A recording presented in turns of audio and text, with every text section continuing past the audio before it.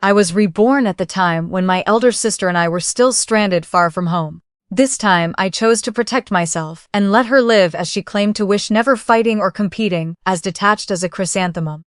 I awoke in a gust of cold wind. Rain leaked through the roof of the ruined temple, trickling through cracks between broken tiles and falling drop by drop onto my face. When I opened my eyes, the first thing I smelled was damp earth. Only afterward did I feel the straw mat beneath me, so thin and worn that it pressed painfully against my body. Someone coughed softly beside me. Mingtang. The voice was weak and carried the familiar note of dependence I knew too well. Do you still have any money? My fingers clenched. It had been so long since I had heard that voice. Or rather, I had believed I would never hear it again in this lifetime. I slowly turned my head. In front of the battered Buddha statue, my elder sister Shen Rulan sat wrapped in an old cloak washed nearly white. Her face was pale, but her features were still delicate and refined. She looked at me with the same habitual expectation in her eyes. I think my fever is back, she said. Can you go buy me some more medicine? In that instant, I seemed to return to another snowy night. The same ruined temple, the same bitter cold. She had lain on the straw mat and whispered that she could not endure it any longer. I had taken the last of our money and run across half the town. The snow had been so heavy that my shoes and stockings were soaked through, and my hands and feet had gone numb. Only because the apothecary owner pitied me had he agreed to sell me a packet of medicine. When I returned clutching it to my chest, Rulan cried and said, "Little sister, am I burdening you again?" How had I answered then? "Elder sister, what are you saying? We are sisters." And afterward, I fell ill for half a year because of that night. Later, when I returned to the Yongning Marquis Manor, people mocked me for being frail and lacking the bearing of a noble daughter. Later, Rulan married into a powerful family. Later, I sold the shops our mother had left me to cover the losses of her husband's household. Later, I knelt outside the manor gates in the pouring rain and begged her to speak one honest sentence for me. But from behind the closed door, she only said softly, "Little sister, you are too strong-willed. If you had been willing to take one step back, things would never have come to this." In the end, I died alone in an abandoned shrine to the local earth god. Even as I was dying, I wondered whether I had failed somehow. If I had been more sensible, more patient, and more considerate of her, would she have chosen not to abandon me? Only later did I understand. Some people do not leave because you gave too little. They leave because they have grown so accustomed to your sacrifices that they believe those sacrifices are simply your duty. Mingtang? Rulan called again. What is wrong? I came back to myself and looked at her familiar face. The hatred, pain, and grievance I had carried at the end of my previous life surged up all at once. Yet when the wave passed, only exhaustion remained. It was strange. I had once hated her to the bone, but now that I truly saw her again, I did not want to strangle her or take revenge immediately. I was merely tired, so tired that the weight of those lost years seemed to press down on my shoulders. I lowered my eyes to my hands. They were soft and unmarked, without the calluses left by years of labor or the scars I had received during exile. Then I realized the truth. I had returned. I had returned to the year when Rulan and I were still living outside. The Yongning Marquis Manor had not yet found us. None of the tragedies had begun. I slowly sat up. Seeing my sluggish movements, Rulan asked quickly, "Mingtang, are you unwell too? Why don't you give me the money? I can go myself." She stopped midway because she knew she would not go. She had not gone in my previous life, and she would not go in this one. I felt inside my sleeve. There were only 30 copper coins, all the money we possessed. According to my old habits, every coin should have been spent on medicine for Rulan. I should have gone hungry and continued supporting her. I should have told myself that her health was poor and that she needed the money more than I did. But not this time. I stared at the 30 coins for a long while, then took out 10. "I will ask a physician to come." Rulan froze. "A physician? But that is expensive. So he will examine you, and we will not buy costly medicine, unless it is necessary." She stared at me as though she could not understand my words. "Mingtang before you?" She did not finish, but I knew what she meant. I had never behaved like this before. I would have handed over everything. I would have said, "Do not worry, elder sister, I will find a way." To put her at ease, I would swallow every hardship alone. But Shen Rulan, this time I could not keep carrying you. It was not because I was cruel. It was because someone finally needed to take responsibility for my life, and that someone had to be me. After examining her, the physician said she had merely caught a chill and did not require expensive herbs. I spent 5 coins on an ordinary cold remedy and another 10 on 2 bowls of hot porridge. When I returned to the temple, Rulan looked at what I carried with a complicated expression. "Is that all?" I nodded. Yes, but before was before. I placed one bowl in front of her, one bowl each. She did not take it. Mingtong, I know you work hard, but my health has always been poor. You are more capable than I am. It does not matter if you suffer a little more. I suddenly laughed. So a person truly could be stabbed by the same sentence twice. The first time I heard it, I had felt sorry for her. The second time, I found it absurd. I looked up. Elder sister, you are right. Her eyes brightened, believing I was about to compromise as I always had. But I continued, I am indeed more capable. That is why we have survived these past years. It does not mean I must spend my whole life living for you. Her expression stiffened. The temple became very quiet except for rain striking the eaves. After a long time, she asked softly, do you blame me? I lowered my head and took a sip of porridge. Steam blurred my vision. No, I simply want to live a little longer. She said nothing else. At first light the next morning, I went into the county town, not to buy medicine but to find work. In my previous life, I wandered from place to place for 2 years and worked in a paper workshop. There, I learned to dye paper, emboss floral patterns, make decorative stationery, and blend fragrances. At the time, I learned those skills simply to survive. Only after returning to the past did I realize that the things that had once saved me were also abilities of my own. The largest paper workshop in the county belonged to Madame Luo, a widow in her 40s. In my previous life, she had given me shelter. Back then I had been obsessed with returning to the Marquis Manor and never had the chance to repay her. When I arrived, Madame Luo was directing workers as they moved stacks of paper. She frowned when she saw me. Little girl, whom are you looking for? I bowed. Shopkeeper Luo, I am looking for work. She looked me up and down. What can you do? In my previous life, I would have hurried to prove myself, wept about my hardships, and begged for pity. This time, I simply picked up a discarded scrap of paper from the table. I can make this sell for 3 times its original price. Madame Luo raised an eyebrow. That is quite a claim. I took out my small knife and cut the paper into sheets of different sizes. Using a little leftover flower dye, I mixed a pale rose color, then pressed a subtle plum branch watermark into the paper with the simplest method I knew. In less than an hour, a stack of worthless scraps had become delicate floral stationery. Madame Luo was silent for a long time. What is your name? She finally asked. Shen Mingtong. How old are you?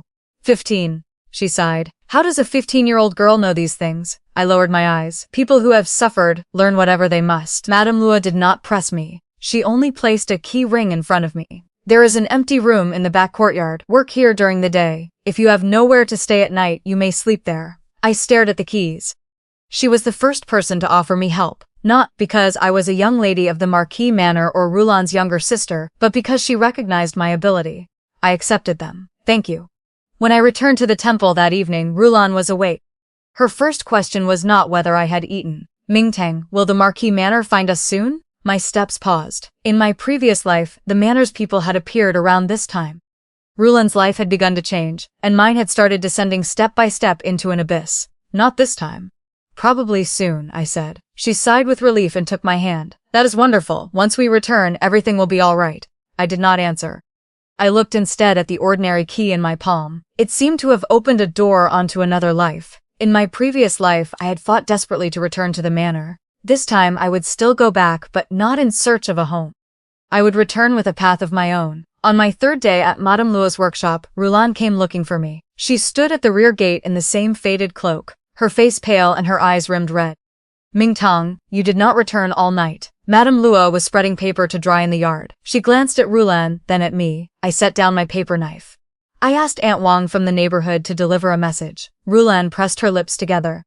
But I was alone in the ruined temple. She spoke, as if she had suffered a terrible injustice. In the past, such a sentence would have filled me with guilt. I would have abandoned everything and accompanied her back. Now I only asked, did you eat the porridge I left? She blinked. Yes. And drink the medicine? Yes. Then what is the problem? Rulan stared at me, apparently unable to believe my calmness. Mingtang, we are sisters. I know. Then how could you leave me there alone? I wiped paper scraps from the edge of my knife. Shopkeeper Luo needs workers. I can work here by day and sleep in the rear room at night. If you do not want to stay alone at the temple, you may move here too. Hesitation flashed through her eyes. Would I have to work as well? Of course. Madame Luo gave a short laugh. This is a workshop, not a charity hall. Rulan's cheeks went white. She had always been like this. If anyone treated her with the slightest coldness, she did not know how to respond. She would simply look at me and wait for me to speak on her behalf. I remained silent. Madame Luo pushed a basket of dried petals toward her. If you refuse heavy work, fine. You can sort these, remove the broken and moldy pieces. 8 copper coins a day. Rulon looked down at the orchid petals. My health is poor, you will be seated, my eyes tire easily. Then work 4 fewer hours and take half the wage. Rulon bit her lip. But I have never done this. At last I looked up. Neither was I born knowing how. Tears slowly gathered in her eyes. Mingtang, are you still angry that I was ill yesterday and spent your money? My hand paused. She had a particular talent for this. We would begin by discussing her unwillingness to work, and somehow the matter would become my pettiness and cruelty toward a sick elder sister. I pressed a stack of finished stationery beneath a wooden board. Elder sister, I do not blame you. If you are too ill to get up, I will call a physician and bring you food. But you walked halfway across town to find me today. That means you can also sit here for 4 hours and sort petals. Her tears finally fell. You never used to speak to me like this. When I was 10, I began washing clothes for other people. At 12, I copied books for money. At 13, I climbed the mountain in the rain to dig medicinal herbs. Elder sister, you never asked whether I was tired. The courtyard fell silent. Madame Luo did not interfere. She merely turned the bamboo screens of drying paper. The color slowly drained from Rulon's face. Perhaps it was the first time she had heard me say these things aloud. I had never mentioned them before because I feared she would feel guilty, hurt, or burdened. Thus, every hardship I endured had gradually become something I was simply expected to do. After a long pause, she whispered, my health has always been poor. Yes, I did not mean to make you suffer. I know. Then why must you calculate everything between us so clearly? I looked at her, because when no one keeps account, someone will eventually forget. Rulon did not stay. She said she had a headache and returned to the temple. Madame Luo watched her leave and remarked coolly, that sister of yours is a flower that has always been fed from someone else's bowl. I lowered my eyes. That bowl used to be mine, it is not anymore. I tightened my grip on the cutting knife. From now on, I would fill my own bowl first. The work at the paper workshop was harder than I remembered. In my previous life, I had not learned the craft until after I was 20. At 15, my body lacked strength. After standing for half a day, my waist and back ached until they were numb. Madame Luo did not excuse me from ordinary work merely because I could design patterns. Pulping, pressing, and drying paper, she required me to learn to every step. A pretty pattern is only a bridge, she said. Knowing paper is the true skill. I understood. I began again from the most basic tasks. On the 3rd afternoon, I repulped discarded scraps and produced 20 sheets of plum pattern stationery. The paper was not of the finest quality, but the color was gentle, and the plum branch watermark appeared only when held against the light. A spring poetry gathering was being held at the county academy, and several young women came into the workshop to choose paper. One of them noticed the plum stationery at once. How much is this? Madame Luo glanced at me, allowing me to answer. 12 copper coins for 5 sheets. Ordinary bamboo paper cost only 1 coin per sheet, so the price was not cheap. One young woman frowned. The paper is not even thick. Why is it so expensive? I held a sheet up to the window. Sunlight passed through it, revealing the pale plum branch. After writing a poem, you may fold the sheet. The person who receives it will see the complete branch only when the paper is opened. Their eyes lit up. All 20 sheets sold quickly. Madame Luo placed 40 copper coins before me. After deducting the cost of the pulp, flour dye, and the shop's share, this is yours. The coins felt heavy in my palm. It was the first money I had earned since returning to the past. It was not compensation from the Marquis Manor, not charity from Rulon, and not something taken from another person's hands. It belonged only to me. As I closed my fingers around it, a man's voice came from the entrance. Shopkeeper Luo, how much more paper like this do you have? I looked up. The newcomer wore a moon-white robe beneath a deep blue-green cloak. He was tall and slender, with composed, rather cool features. A workshop assistant followed him carrying several rolls of paper. Madame Luo's expression became more businesslike. Young Master Xiao, were you not here to collect the shipment of raw paper? I have inspected it. He approached the counter and picked up the last sample sheet. Who made this design? Madame Luo tipped her chin toward me. The man looked at me. His gaze was neither dismissive nor particularly surprised. It was more like the look of someone assessing the value of a product. Miss Shen? I frowned slightly. Seeing my confusion, he turned over a delivery slip on the table.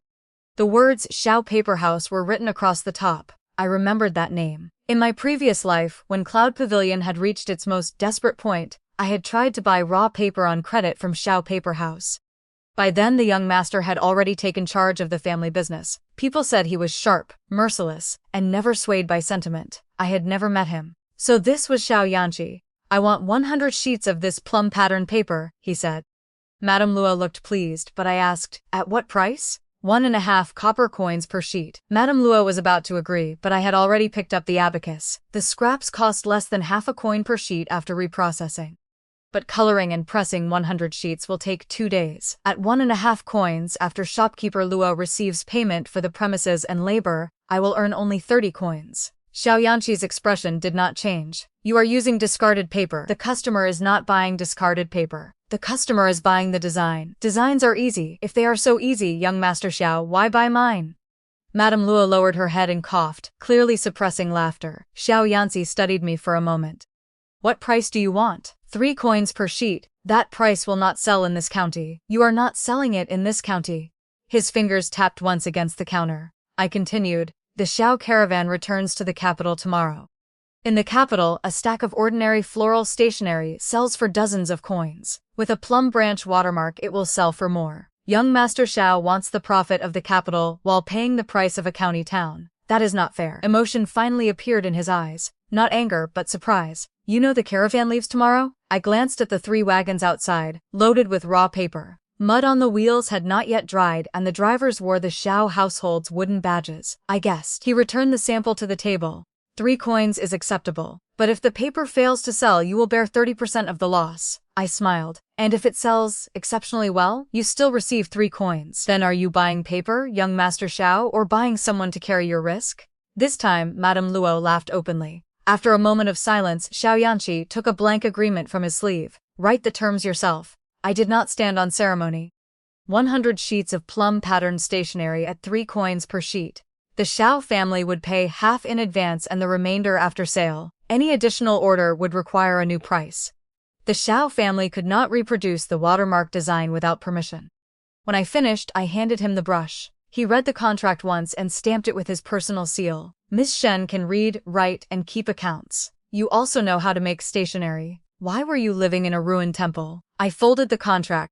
That has nothing to do with our transaction. He nodded. True, there was no pity in his expression and no further questioning. He recognized only the agreement. As he turned to leave, I heard Madame Luo ask, Young Master Xiao, are you not afraid you paid too much? He looked back at me. We will know whether it was worth the price after it sells. That evening, I carried a paper parcel of steamed buns made from white flour back to the temple. Rulan sat on the straw mat with nothing in front of her. Her eyes brightened when she saw the parcel. Mingtang, I have eaten nothing all day. I handed her 1 bun. She accepted it, then looked at the parcel again. Are there more? Yes. I placed the remaining 2 inside my robe. They are my breakfast and midday meal for tomorrow. Her hand stopped in midair, but I only have 1. You did not work today. I am your elder sister, that is why I gave you 1. Her eyes reddened again. Must you calculate things between us so exactly? I sat beside the fire and ate my bun 1 bite at a time. If you do not want to work, elder sister, you may also choose to go hungry. Firelight flickered across her face. At last, she seemed to understand that I was not throwing a tantrum and was not waiting for her to coax me. The younger sister who always pushed the food from her own bowl toward Rulan was truly gone. 5 days later, Xiao Yanci sent the remainder of the payment. All 100 sheets had sold in the capital within half a day, and the Xiao family ordered another 300 at 4 copper coins per sheet. That same day, the Yangning Marquis Manor's carriages entered the county town. The Shen family crest hung beneath the eaves. The day that had changed both our lives in my previous life had finally arrived. The manor steward was surnamed Du. The moment he saw Rulan and me, his eyes reddened. Young ladies, I have finally found you both. Rulan hid behind me and clutched my sleeve tightly. You say you are from the Marquis Manor. What proof do you have? Steward Du immediately produced a letter, a jade pendant, and a rosewood box. The letter was written in our father's hand. The pendant had been worn by our late mother. Inside the box lay 2 small golden bells. One was engraved with the character Lan, the other with Tang. Our maternal grandmother had ordered them made when Rulan and I were born. The instant Rulan saw the bells, tears streamed down her face. It truly is father? Steward Du nodded repeatedly. The Marquis has never stopped searching for the 2 young ladies. When the old madam learned you had been found, she could not sleep for several nights. She personally ordered me to bring you home. I examined every item 3 times from beginning to end. The paper, handwriting, and seals were genuine. The guards behind Steward Du wore the manor livery. The carriages carried food, clothing, and medicine. Everything was exactly as it had been in my previous life. There was no danger, not in this reunion at least. Yet Rulan still gripped my sleeve. Mingtong, I am afraid. Steward Du said quickly. Eldest young lady, you need not be afraid. I served your mother. When you were small you even called me Uncle Du. Rulan shook her head. I do not remember. Of course she did not. Mother died when Rulan was 10 and I was 8. After the flood, Rulan had forgotten many things. She turned to me. Mingtang, go with them first, all right? Steward Du's expression stiffened. Tears poured down Rulan's face. Go home and see whether they truly belong to the manor. Then send someone back for me. It is not that I do not want to go home. I am only frightened. These were the same words she had spoken in my previous life. Unable to bear her fear, I had left first with Steward Du, then turned back midway. Heavy rain had fallen that night, and I had caught a severe chill. When I finally set out again with her, Rulan told everyone that I had been so eager to return to the manor that I had abandoned her in the temple. She said she did not blame me, but those very words established me as heartless. I looked down at the hand clutching my sleeve. Her fingers were fair and soft, without calluses or scars. While I washed clothes for strangers, she read poetry in the temple. While I climbed mountains for herbs, she remained behind to recuperate. I did not regret caring for her in the past, but I would never again take responsibility for her future. I gently pulled my sleeve from her hand. All right. Rulan froze, clearly not expecting me to agree so readily. I turned to Steward Du. Please ask the guards, shopkeeper Luo, and the neighbors to serve as witnesses. Elder sister has examined the manor's tokens, father's letter, and mother's belongings. Uncle Du, please also tell her the return route and every relay station along the way. Steward Du seemed to sense what I intended. His expression grew solemn. He recited the route and the relay stations one by one. Then I placed 100 copper coins and the key to Madame Luo's workshop in Rulan's hand. This is enough for half a month of food. Madame Luo will let you sort petals for 8 coins a day. If you change your mind, you can catch us at the next relay station. Rulan stared at the money in her palm. You truly mean to leave? You are leaving me here alone. I raised my eyes. I am not leaving you. You are choosing not to go. Her tears surged. Mingtong, how did you become so cruel? A crowd had gathered around us. Aunt Wang could not help speaking. Eldest young lady Shen, the Marquis Manor, brought all its tokens. Your sister tried to persuade you, but you refused. How can you blame her? Rulan's face went white. She had always been skilled at crying when we were alone. If I softened, everything would move in the direction she desired. But once every choice was placed openly before witnesses, she could no longer quietly push responsibility onto me. I asked one last time, Elder sister, will you come home with us? She pressed her lips together and shook her head. I am afraid. Very well. I turned and climbed into the carriage. I did not try to persuade her again. As the carriage departed, Rulan stood beside the road. Wind lifted her faded cloak and revealed her thin figure. Looking through the window, I still felt a dull ache in my chest. She had been my only family for 7 years. It was not that I felt nothing. It was precisely because I had once felt too much that pulling away hurt. Steward Du hesitated outside the carriage for a long while before saying softly, Second young lady, the eldest young lady has always been timid. Should we not persuade her once more? I tightened my grip on the fabric over my knees. Uncle Du has already proved his identity. If she still does not believe you, she must make her own decision. If grandmother asks, tell her exactly what happened. Steward Du sighed. Second young lady is different from the child I remember. I looked out at the county town receding behind us. You remember me? You were mischievous. You would scrape your knees and never cry. But when the eldest young lady was frightened by an insect, you cried harder than she did. I remember too, I said. I knew from childhood that elder sister was afraid of pain. No one ever asked whether I could feel pain too. When the carriage reached the Tenli pavilion outside town, a rider came galloping after us. I lifted the curtain and saw Xiao Yanci dismount. He handed me a box. An additional contract. I accepted it.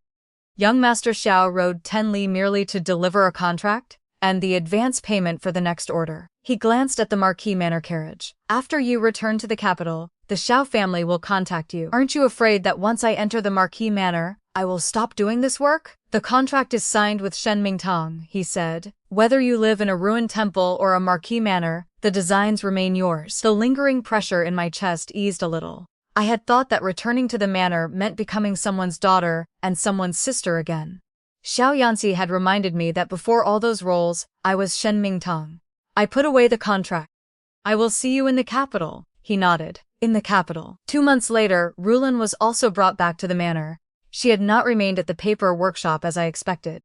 3 days after I left, she spent half the money I had given her hiring a cart to follow the manor procession. She took the wrong post road and lost several days. In the end, Steward Du had to send men back to find her.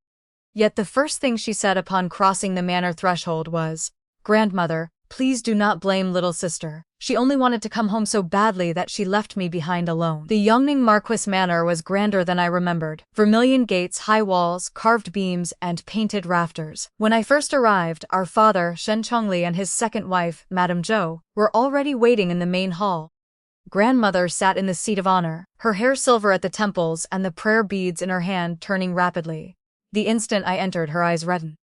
"You look so much like your mother." In my previous life, those words had made me fall to my knees and weep uncontrollably. I had believed my suffering was over and that I finally had a home. This time, my nose still stung, but I did not throw myself into her arms. I bowed properly. Ming Tang greets grandmother, father, and mother. Grandmother reached out. "Come closer and let grandmother see you." I stepped forward. When she held my hand and felt the thin calluses on my palm, tears fell from her eyes. "You have suffered all these years." Father turned away and wiped at the corner of his eye. Madame Zhou said gently, "What matters is that you are home. Chaohua courtyard has been prepared, and clothes and jewelry are ready." Everything was as it had been before: warmth, guilt, and compensation. As long as I remained sufficiently obedient, I could receive their temporary affection. But that affection came with conditions. I could not compete, ask questions, or make things difficult for them. Above all, I could never require more care than Rulan. Grandmother soon asked, "Why did you return alone?" Before I could answer, Steward Du knelt and truthfully recounted everything that had happened in the county town. The pity on grandmother's face gradually became disapproval. "Rulan is timid. Could you not, as her younger sister, have stayed with her for a few more days?" Father also frowned. "She has been frail since childhood and depended on you, while the two of you were away. How could you return alone?" The familiar pressure descended again.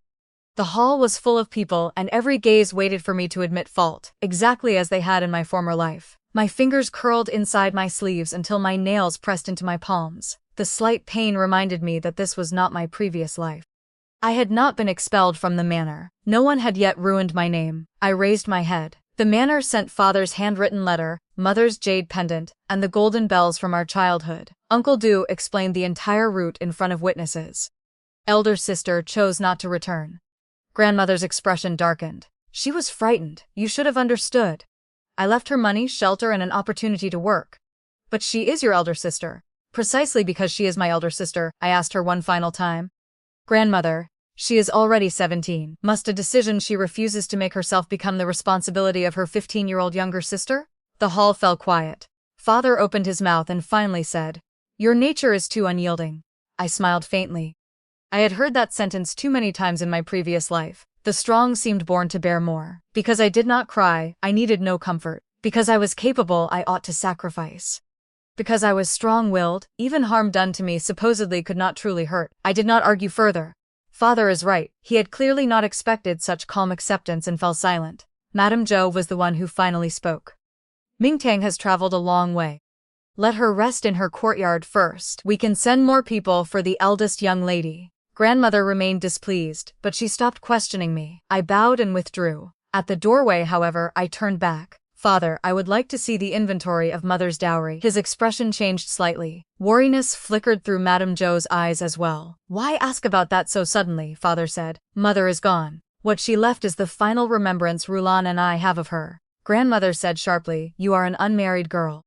Do you fear the manor has embezzled your mother's dowry?" I lowered my head. "Grandmother misunderstands. I only want to know what mother left. In my previous life I had never asked because I feared appearing greedy.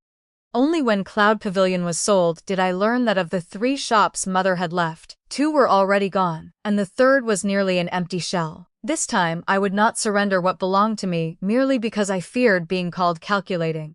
After a moment of silence, Father said, "The accounting office will send the inventory tomorrow." The list contained 3 shops: a silk shop, a spice shop, and Cloud Pavilion. The silk shop had been sold 5 years earlier because of poor management.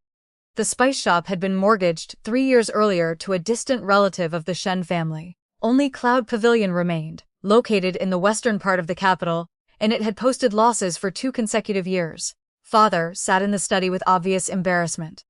"The manor has always sent people to manage the shops. Business has simply been difficult. If Cloud Pavilion is so difficult to operate, why keep it?" After all, it belonged to your mother's dowry. I turned through the ledger. The ink was disorderly. Expenses far exceeded income. The shopkeeper reported losses every month, yet the workers' wages were 30% higher than at comparable shops. This is not merely difficult business, I said. No one has treated it as something of their own. I closed the ledger. Father, I want to take over Cloud Pavilion. He frowned. What does an unmarried girl know about running a shop? Madame Zhou, seated nearby, let her gaze shift. My lord, Mingtong endured hardship among common people. It may be good for her to have something to occupy her. The shop has lost money for 2 years anyway. Why not let her try? She agreed so readily because she was certain I would fail. What chance did a 15-year-old girl, newly returned from the countryside, have of reviving a ruined shop? I did not point out that I knew what she was thinking. Thank you, mother. Father eventually nodded. Very well, but the manor will not put any more money into it. Of course, that was exactly what I wanted. If the manor contributed money, it would later claim the right to reach into the business. The next morning, I went to Cloud Pavilion. Paint peeled from the door, the signboard hung crooked, and only an elderly shopkeeper and 2 idle assistants remained inside. I had barely crossed the threshold when a voice behind me said, Miss Shen's eye for choosing shops is worse than her eye for choosing relatives. I turned. Xiao Yanci stood outside, holding our plum stationery contract. I looked at the dust-covered room. Young Master Xiao's judgment in choosing partners does not appear particularly brilliant, either. He entered, drew a finger over the counter, and immediately collected a thick layer of dust. True, it is not too late to withdraw. There is no withdrawal clause in the contract. He placed a stack of documents on the table. Paper prices in the capital, transport fees, and floral stationery sales for the past 3 years. I did not touch them. Master Xiao wants a share of the business? How much? I asked. 30%. 10 at most. I provide raw material channels, sales channels, and workers. The name Cloud Pavilion, the premises, and every design belong to me. We bargained across the dusty counter and eventually settled at 20%. The Xiao family would provide the first shipment of raw paper and access to its capsule sales network. Pavilion would retain ownership of all designs and all operating decisions. After the contract was signed, Xiao Yanci looked at me. Aren't you afraid of taking a loss? Do I not look afraid? You do. I still have to do it. He raised an eyebrow. I removed the crooked Cloud Pavilion signboard. Dust poured down around me. Some roads are not taken because one feels no fear. They are taken because there is nowhere else to go but forward. Rulan returned to the manor while I was at Cloud Pavilion checking the inventory again. By the time I came home, she had already cried in grandmother's arms for an hour. When I entered, she immediately wiped her tears and rose. Little sister, you are back. Grandmother's face was cold. Why have you not apologized to your elder sister? Rulan hurried to say, Grandmother, do not blame little sister. She merely wanted to come home so badly that she left me there alone. Every gaze in the hall fell on me. In my previous life, I had rushed to explain. The more I protested, the guiltier I appeared. This time, I asked only, Elder sister, before I left, did I ask you in front of everyone whether you wished to come with us? Her expression stiffened slightly. You did. Did you inspect father's letter and mother's jade pendant? Yes. Did you accept the money and the key to Madame Luo's workshop? Tears gathered in her eyes. Little sister, why must you corner me like this? I am only clarifying what happened. She bit her lip. I was frightened and refused to travel with you. I nodded.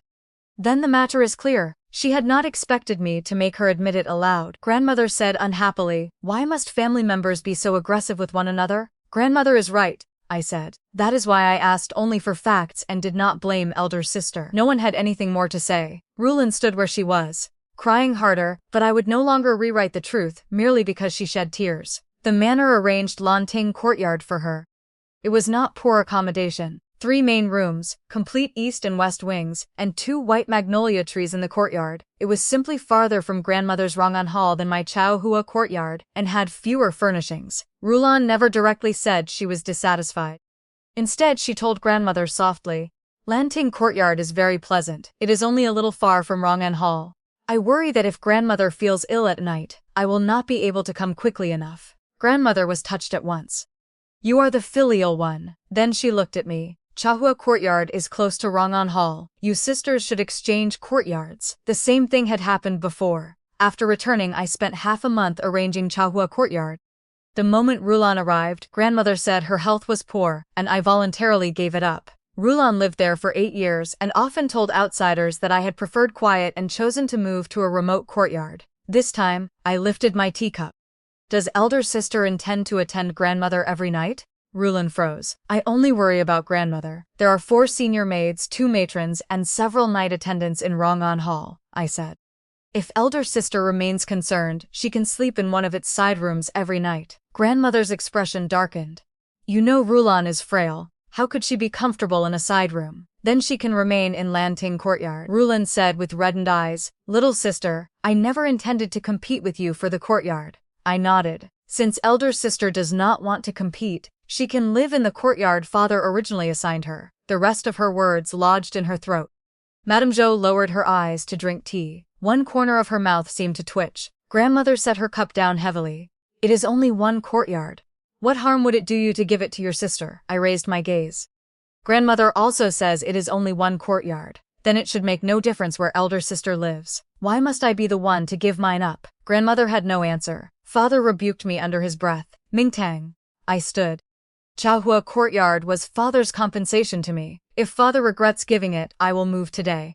But if he does not regret it, then please do not let elder sister use something that belongs to me to prove her filial devotion. The hall was so quiet that you could have heard a pin drop. Father looked embarrassed, but finally said, since Chaohua courtyard was given to you, it will not be taken back. Rulan lowered her head. It is all my fault for making father and little sister uncomfortable. I did not respond. I bowed to grandmother. Cloud Pavilion still requires my attention. Please excuse me. Reopening the shop required money. Although the building belonged to me through mother's dowry, most of the stock had been ruined by damp, and the original management could not be trusted. I dismissed the 2 workers, who had spent years avoiding their duties, and kept only the old shopkeeper, Uncle Chin. He had worked at Cloud Pavilion for 20 years. He was not disloyal. The shop had simply been neglected so long that his determination had gradually faded. I ordered him to reorganize the shelves and brought in 2 experienced women from Madame Luo's paper workshop. Madame Luo promised that once arrangements in the county were settled, she would come to the capital to help me. After reviewing my plan, Xiao Yanci frowned. Why use only women? Is that a problem? Moving goods, pulping, and drying paper require strength. Women are not as strong as men. We can retain male porters and a male accountant in the rear rooms. For the front shop, I want women. He looked at me. Why? For many reasons. Women are reluctant to remain in a shop full of male clerks. When buying paper, choosing stationery, or ordering account books, they worry they will be mocked for not understanding. I spread the floor plan across the table. Cloud Pavilion will not sell only to noble young ladies. It will sell to embroiderers, female shopkeepers, widows who write letters for others, and young girls who want to learn to read. Xiao Yanci studied the plan for a long while. There is no stationery shop like this in the capital. Then we will be the first. He raised no further objection. Instead, he marked out a separate rear passage so that goods could be moved without crossing the customer area. We discussed the shop until evening. I pushed a supply contract toward him. This clause must change. He glanced down.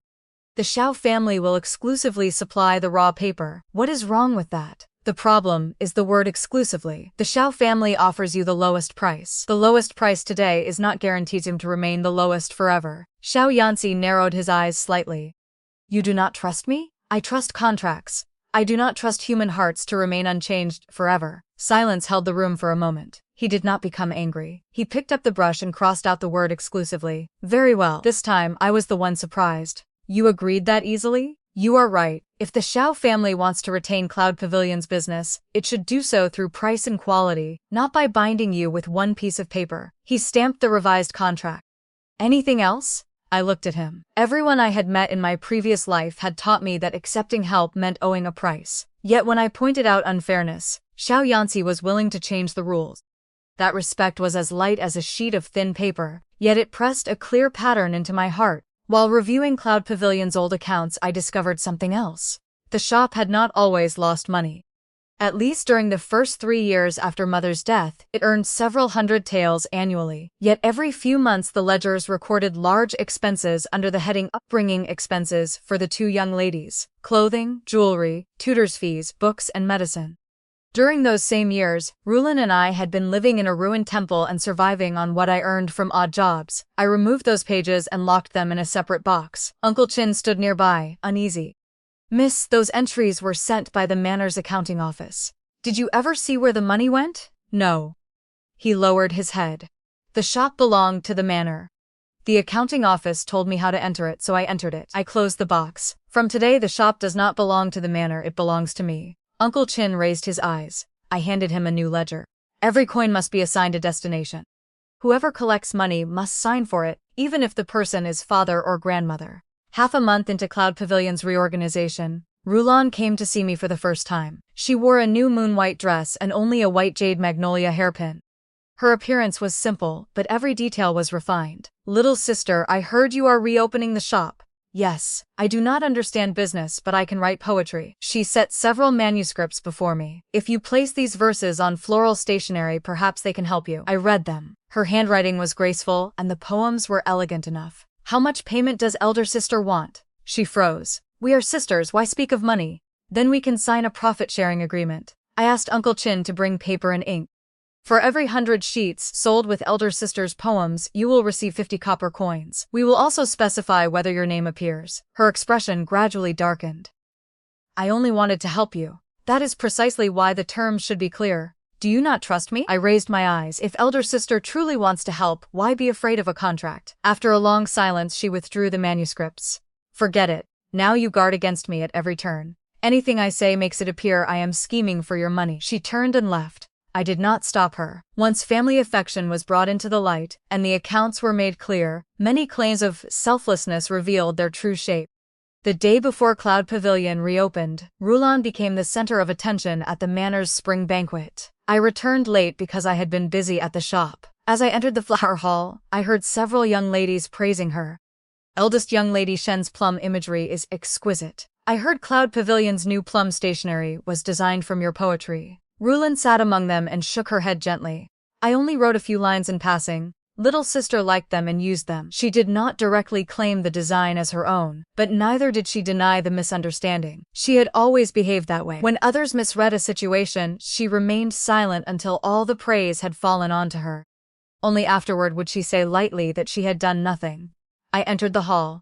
A trace of panic flashed through her eyes, then she rose with a smile. "Little sister, you are back." One of the young women immediately asked, "Mingtong, was Cloud Pavilion's plum stationery based on your sister's poem?" I set down the wooden box I carried. "No." Rulan's face paled and the hall went quiet. I opened the box and took out the earliest design draft. The date was written clearly in the lower right corner. It had been made before Rulan returned to the capital. I also produced the first Xiao family contract. The original plum stationery was created in a county town in Jiangnan. Elder sister had not yet returned to the capital with me. The young ladies exchanged glances. Tears filled Rulan's eyes. "Little sister, I never said I made it. I know. I put the draft away. I merely wanted to clarify the matter for elder sister, lest people misunderstand and damage your reputation for never competing for credit." Her lips trembled. Grandmother frowned. "They are only a few sheets of paper. Why embarrass your sister in public?" "Precisely because they are only a few sheets of paper, elder sister will not mind my clarifying the truth." Rulan could only force a smile. "Of course not." Yet the hand holding her handkerchief had tightened until her knuckles were white. Cloud Pavilion reopened without drums or gongs and without making a grand show of entertaining noble families. I simply hung 3 wooden signs outside. The first read, "Everyday paper and stationery, prices beginning at 1 copper coin." The second, "Floral stationery and scented paper, custom designs available."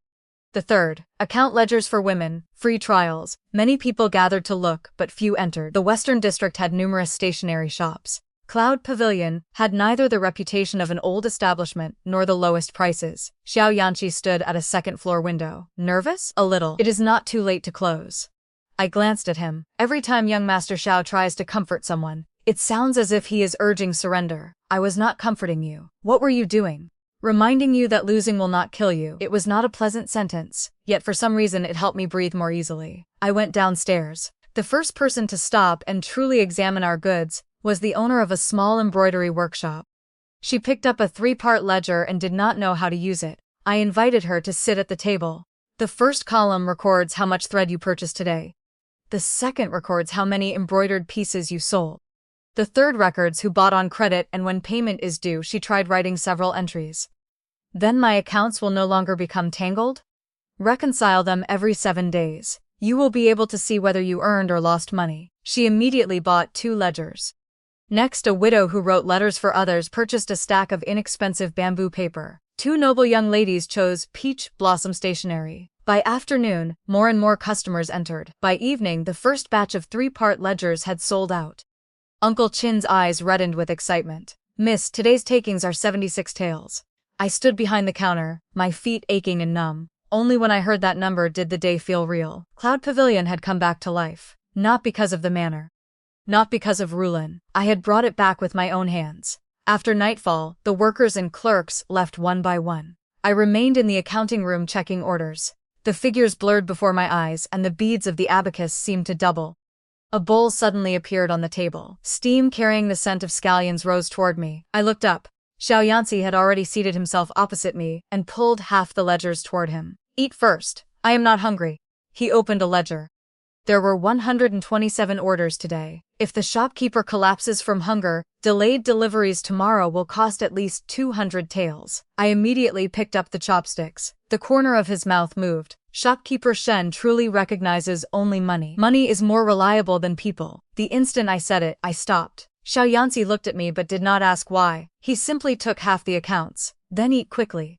We sat in the quiet accounting room, eating noodles while balancing the books. Lamplight fell across the paper, and the street beyond the door gradually became still. It had been a long time since I sat beside anyone like this, without needing to care for them, guess at their thoughts, or do anything except finish the work before us. "You can give some of this to Uncle Chin," Xiao Yanci said suddenly. "He is not yet familiar with the new bookkeeping system." "Then teach him. I am faster if I do it myself." "If you do everything yourself, why employ anyone?" I set down my chopsticks. "I am not accustomed to entrusting things to others." "Why?" I watched the soup tremble faintly in the bowl. In my previous life, every time I trusted someone, I was left to repair the consequences. Rulin promised to explain for me and remained silent. Father promised to investigate the accounts and first demanded that I admit fault. The manor promised to bring me home and ultimately pushed me out through its gates. I did not answer. Xiao Yanci did not continue asking. He pushed a finished page toward me. "There is no problem with this page, Shen Mingtong. Not everything entrusted to someone else will be ruined." I raised my eyes. His expression remained calm, but the sentence lingered in the lamplight for a long while. On the third day after opening, grandmother summoned me. Cloud Pavilion's new stationery and ledgers lay on the table before her. "I hear the shop is doing well, thanks to grandmother's blessing. Rulon has only just returned. She lacks clothes and jewelry," grandmother said as though the matter were obvious. "Every month, take half the shop's profit and use it to provide for her." I did not answer immediately. Rulon sat beside her and hurried to say, "Grandmother, that is unnecessary. Little sister worked so hard. How could I use her money?" Grandmother held her hand. "You are blood sisters. Naturally, half of what she has should be shared with you." Rulon looked at me with a fragile, expectant expression. I took out my ledger. "If elder sister is willing to participate in the business, she can receive wages." Grandmother's face darkened. "You would make a legitimate daughter of the Marquis Manor work in a shop? Writing poems, choosing designs, and receiving female customers are not menial labor," Rulon said softly. "I do not want to taint myself with the stench of money." I nodded. "If elder sister considers commerce beneath her, naturally she should not spend money earned from it." Grandmother struck the table. "Shen Mingtong." I closed the ledger. "If grandmother wants to provide elder sister with clothes, the manor's public account may pay for them. Cloud Pavilion's income must cover paper, labor, transport, and profit shares, much less elder sister's allowance." Tears slid down Rulon's cheeks. "Little sister misunderstands. I never wanted your money." I looked at her. "Then that is settled. From today, every sheet of paper or box of incense elder sister takes from Cloud Pavilion will be registered at the listed price. That will also prove she never intended to take anything." Her face turned completely white. Nevertheless, Rulon soon took items from Cloud Pavilion. A box of newly made orchid-scented stationery, 2 gold-edged poetry books, and a set of fine writing brushes made from dark rabbit hair. The clerks did not dare stop her and entered the purchases under my name. When I saw the ledger, I did not become angry. I only had Uncle Chin copy the entry again and change the purchaser to Shen Rulon. The next day, I brought the bill to the manor. Rulon was in grandmother's room, copying Buddhist scriptures. I placed the bill before her. 6 taels and 3 mace in total. She looked up bewildered. "What? For the items taken from Cloud Pavilion yesterday?" Grandmother frowned. "Must one pay for things taken from one's own family shop? If grandmother takes clothing from an outside silk shop, she must pay. That is different. Both are businesses," Rulon said softly. "The clerk told me there was no need to pay." He did not dare demand money from a young lady of the Marquis manor. I looked at her. If elder sister cannot pay now, it can be deducted from your allowance. Her eyes reddened. Must you humiliate me this way? Why is paying for goods humiliating? If elder sister believes using a merchant's wares lowers her dignity, she can simply stop going there. She bit her lip. Grandmother said angrily, "It is 6 taels, I will pay it for her." Very well. I pushed the bill toward her. Grandmother was momentarily speechless. She had expected that after a few rebukes I would retreat and say the payment was unnecessary, but I truly accepted the money. After that, no one in the manor dared treat Cloud Pavilion as a storehouse from which things could be taken at will. In the 5th month, Cloud Pavilion held a 100 flowers stationery contest. I invited women throughout the capital to submit designs. Their works were displayed anonymously, and customers voted with wooden tokens. The top 3 would receive prize money and an ongoing share of sales. Roulan submitted an orchid painting with 2 lines of poetry. She did not tell me. Only when the results were announced did I learn that the work signed Orchid Guest belonged to her. Her orchid design ranked 13th.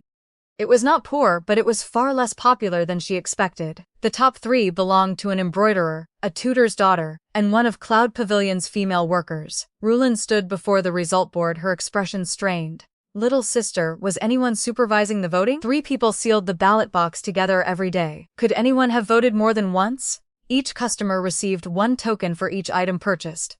She pressed her lips together. I asked, "Does elder sister mean that I manipulated the vote?"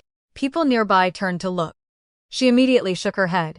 "I did not say that." "Good." I ordered the sealed token box carried out. "Since elder sister is concerned about fairness, you may count them yourself." Now unable to retreat, she sat and counted every token marked with the number 13. The result was correct. Her work ranked 13th. At last she put the tokens down and whispered, "I was not as skilled as the others." It was the first time I had heard her admit aloud that she was not as good as someone else. Yet there was no acceptance in her eyes, only humiliation she could barely conceal. She had always believed herself talented. When she wrote poetry, I praised it. When she painted flowers, I treasured the pages.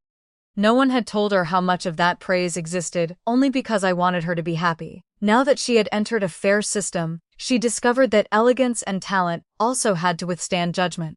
As the 100 flowers contest ended, a young nobleman surnamed Zhao blocked the entrance. He had taken dozens of boxes of stationery on credit, and still refused to settle his account. Seeing me approach, he waved his folding fan and smiled. "Shopkeeper Shen came personally to collect from me. Could it be that you wanted to see me?" I asked Uncle Qin to bring the signed bill. "Young Master Zhao owes 38 taels and 7 mace. Payment is due today." He barely glanced at it. "It is only a little money. I will send it another day. Today is the agreed deadline. Why be so unfeeling, Miss Shen?" He stepped closer until the fan nearly touched my shoulder. "You may be a daughter of the Marquis manor, but you still show your face in public to conduct business. Drink 1 cup with me and I will pay you twice the amount." I stepped back half a pace. Inside the shop, Xiao Yanci had already risen.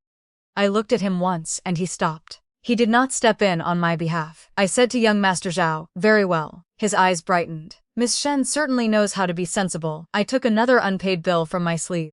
"Drunken Immortal Restaurant also belongs to the Xiao family. You owe 120 taels there. Together with Cloud Pavilion, the total is 158 taels and 7 mace. Pay it all today, and I will ask the restaurant manager to give you a pot of wine." Laughter rippled through the crowd. Young Master Zhao's face flushed crimson. I handed the bills to his servant. "If the Zhao household does not settle the debt within 3 days, Cloud Pavilion and every Xiao-owned shop will no longer extend credit to young Master Zhao, including the Xiao bookshops, paper shops, and Drunken Immortal Restaurant," Xiao Yanci added at last. Young Master Zhao fled in humiliation. I turned back into the shop. Xiao Yanci followed. "Why did you stop me from intervening? I could handle it." "What if he had tried to strike you?" "You were standing there." He paused. "You knew I would help?" "I knew." I reached the doorway. "Now I do need you to do something." "What?" "Close the door." He lifted a hand and shut it. "Anything else?" "Balance the accounts." Shopkeeper Shen certainly does not hesitate to order people around. Young Master Xiao receives 20% of the profit. Naturally, you cannot collect it for nothing. He laughed quietly. The evening sun sank beyond the door. Looking at his profile, I felt a small, unfamiliar warmth in my chest. It was not dependence. It was more like discovering, after walking alone for a very long time, that someone had fallen into step beside me without trying to take over my path. At dinner that evening, Grandmother raised the subject of my marriage. She had selected Gu Wenxiu, son of a vice-director in one of the imperial ministries. The Gu family's status was neither especially high nor low. Gu Wenxiu had studied for years without yet entering official service, yet he was known in the capital as a gentle, scholarly young man. You conduct business outside, grandmother said. That is not good for a woman's reputation. The Gu family is willing to marry you because of the marquis manner. Rulan sat nearby and suddenly said softly, young Master Xiao seems to be especially close to little sister. Grandmother frowned. A merchant's son is not worthy of a daughter of this manner. Rulan lowered her eyes. I only mentioned it casually, but when she spoke Xiao Yanci's name, I saw her fingers tighten around the edge of her handkerchief. 3 days later she came personally to Cloud Pavilion carrying a pot of tea. Xiao Yanci was there. She looked at him and said gently, young Master Xiao, thank you for taking care of little sister these days. We sisters wandered outside for years. She is strong-willed and refuses to speak when she is wrong. If she has done anything improper, please be patient with her. Xiao Yanci closed the ledger. Shen Mingtang supported you for 7 years. Rulan froze. Yes. What did you do for her? Her face slowly whitened. I stood at the staircase and heard the final sentence clearly. Rulan forced herself to answer, between sisters, why calculate such things? Xiao Yanci looked up and noticed me. True, there is no need. But since eldest young lady Shen came here to speak for her, I needed to know whether you truly understand her. Tears filled Rulan's eyes. She left quickly. I entered the accounting room. Young Master Xiao, are you not afraid of offending the eldest young lady of the Yongning Marquis manor? I am. You do not look it. Even so, I still had to say it. Those were words I had once spoken to him. Hearing them returned in exactly the same form, I could not help smiling. Guanxiu came to the manor for the formal meeting. He wore a blue-green scholar's robe and spoke with refinement. Grandmother was very pleased. During the meal he asked about my usual interests. Silver and shops, I replied. He laughed. It is good for a woman to understand accounts, but after marriage, household affairs will be complicated. Miss Shen will not need to tire herself so much. Will young Master Gu operate my business for me? He looked as though I had made a joke. A woman follows her husband after marriage. Cloud Pavilion can be placed in the hands of the Gu family steward. I put down my teacup. How many years has young Master Gu studied? 16. Have you earned a degree or office? His expression stiffened. I am still preparing for the examinations. I nodded. Young Master Gu has studied for 16 years without earning a degree. Then your studies must be no more than a pastime. After marriage, you might as well give your books to my steward so that you will not tire yourself. The table fell silent. Gu Wenxiu's face turned red. A man's studies and a woman's business cannot be compared. Both depend on ability and provide a livelihood. Why can they not be compared? Grandmother rebuked me. Mingting, do not be rude. I rose and bowed. Young Master Gu and I have different aims. There is no need to discuss this marriage further. He swept out in anger. Grandmother was too furious to speak for half the day. Rulan remained beside her, gently rubbing her back. After I left Rong'an Hall, Rulan followed me. Sister, reject the Gu family because of young Master Xiao? I stopped. What does that have to do with you, elder sister? She looked wounded. I am only concerned for you. Young Master Xiao is a merchant. Grandmother will never agree. My marriage is mine to decide. She bit her lip. I never intended to compete with you for young Master Xiao. I looked at her. It is best that elder sister does not compete. A marriage is not an object that can be handed over.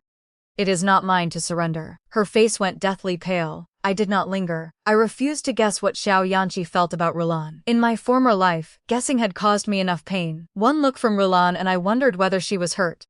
One stern word from father and I wondered whether he hated me. I analyzed everyone's intentions endlessly, and never dared ask directly. I would not waste my life that way again.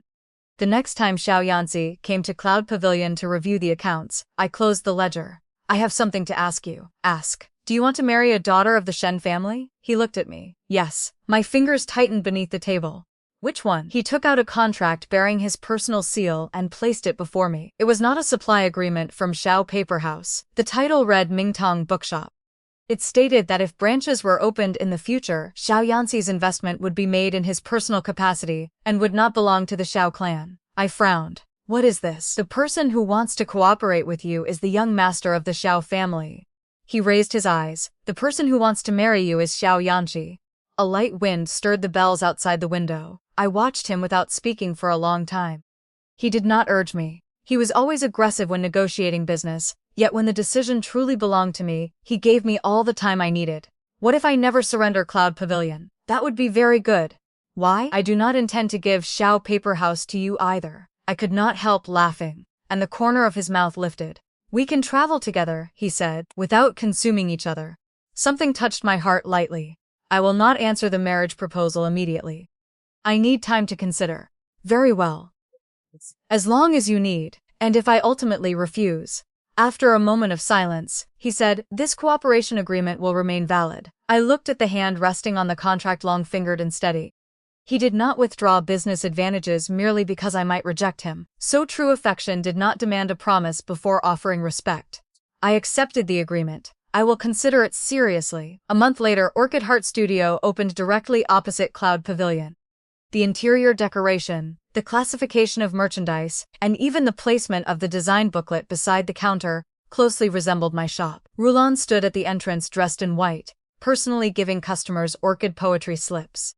When someone asked whether she intended to compete with me, she lowered her eyes and smiled. I am only doing something I enjoy. Little sister is capable. Naturally, I cannot compare with her, and I have no wish to compete. Standing inside Cloud Pavilion, I met her gaze across the street. Madame Luo, now beside me in the capital, snorted. She says she does not compete, yet she opened her shop directly opposite yours. I had someone carry over a pot of white chrysanthemums in full bloom as a congratulatory gift. Madame Luo stared, then burst into laughter.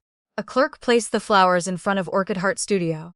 Before the assembled customers, I said, elder sister has always been as detached and pure as a chrysanthemum. This flower suits Orchid Heart Studio perfectly. Rulin's smile stiffened. Surrounded by customers, she could only accept it. Thank you, little sister. I nodded.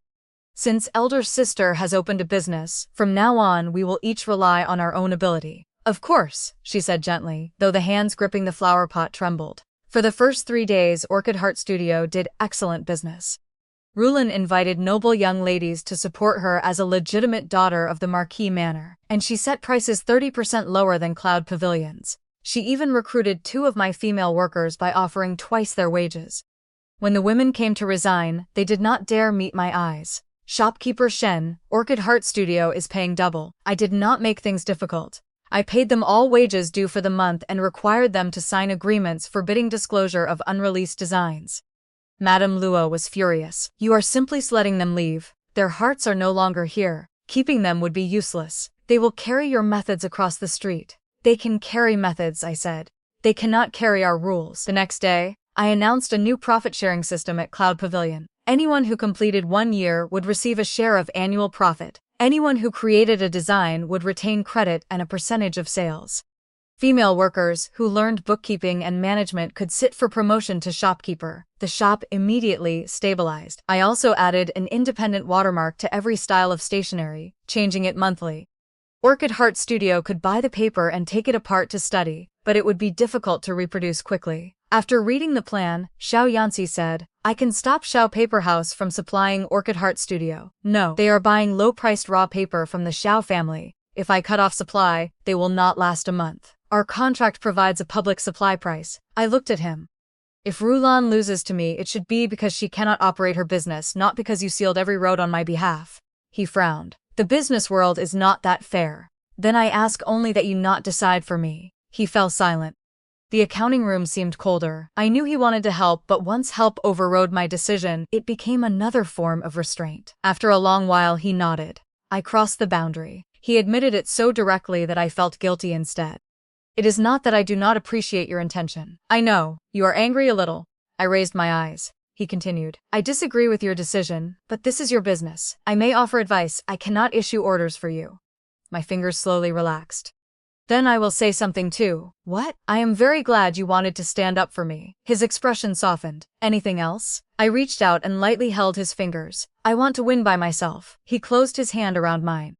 Then I will stand behind you and watch. Orchid Heart Studio soon released peach blossom stationery, plum stationery, and scented paper resembling Cloud Pavilion's products. They copied only the appearance and did not understand the proportions of pulp and fragrance.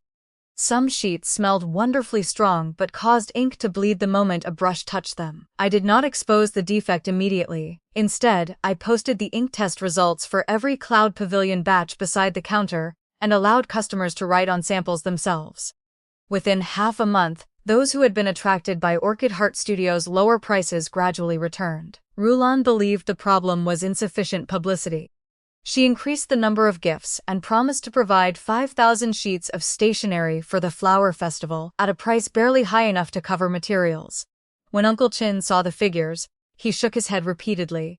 They are losing money merely to attract attention. Madame Lua asked, do we match their offer? No. If the entire flower festival uses their paper, we will lose many customers. I recalled an old set of accounts from my previous life. At the festival, the eye-catching products were poetry sheets and floral stationery. But the customers who created lasting orders were the female merchants who set up stalls. Every year they struggled with confused accounts. In my previous life, I did not discover that market until 2 years later. This time, I was ready. Let her have the floral stationery. We will sell ledgers. On the day of the flower festival, the long street was filled with blossoms. Orchid Heart Studio occupied the most prominent stall. Rulan, dressed in white, sat beneath a flower trellis and gave away poetry slips. The cheap stationery attracted a crowd so thick that customers pressed against one another. Cloud Pavilion's stall was much quieter. Madame Luo grew anxious. At this rate, today's revenue may be only half theirs. I moved the 3-part ledgers to the front. Wait. In the afternoon, female merchants began entering the grounds. Embroidery shop owners, cloth dealers, incense sellers, pastry sellers, and many others. I invited several to try the ledgers. The first copy remains in your shop. The second goes to the supplier. The third is used to reconcile unpaid accounts. A woman who ran a cloth shop wrote a few lines and brightened. Then a clerk can no longer claim he cannot remember how much fabric arrived. Another asked, can the columns be changed for the goods in my shop? Yes. We provide custom versions. Soon the ledger stall was surrounded. The largest order of the day came from 18 embroidery houses in the capital, which jointly purchased 3,000 books. Xiao Yanci stood beside me and watched the order total climb. You knew this would happen? I hesitated. I once suffered losses because of disordered accounts. He did not press me. He simply picked up the orders on the other side and helped record them. Near evening, a dispute suddenly erupted at Orchid Heart Studio's stall. A young lady held up a sheet of stationery that was shedding powder and shouted, the ink has bled. How am I supposed to give this to anyone? Another woman's sleeve was covered in fragrance powder. I held it only a moment, and all the scenting material fell off. More and more customers demanded refunds. Rulan had clearly never expected this. Her face went pale as she searched for her shopkeeper. The shopkeeper blamed the female workers for rushing production. The workers said the shopkeeper had chosen the fragrance formula. Rulan stood in the crowd, her voice trembling. I only wrote the poems and chose the designs. I was not responsible for the actual operation. Hearing that, I walked over slowly.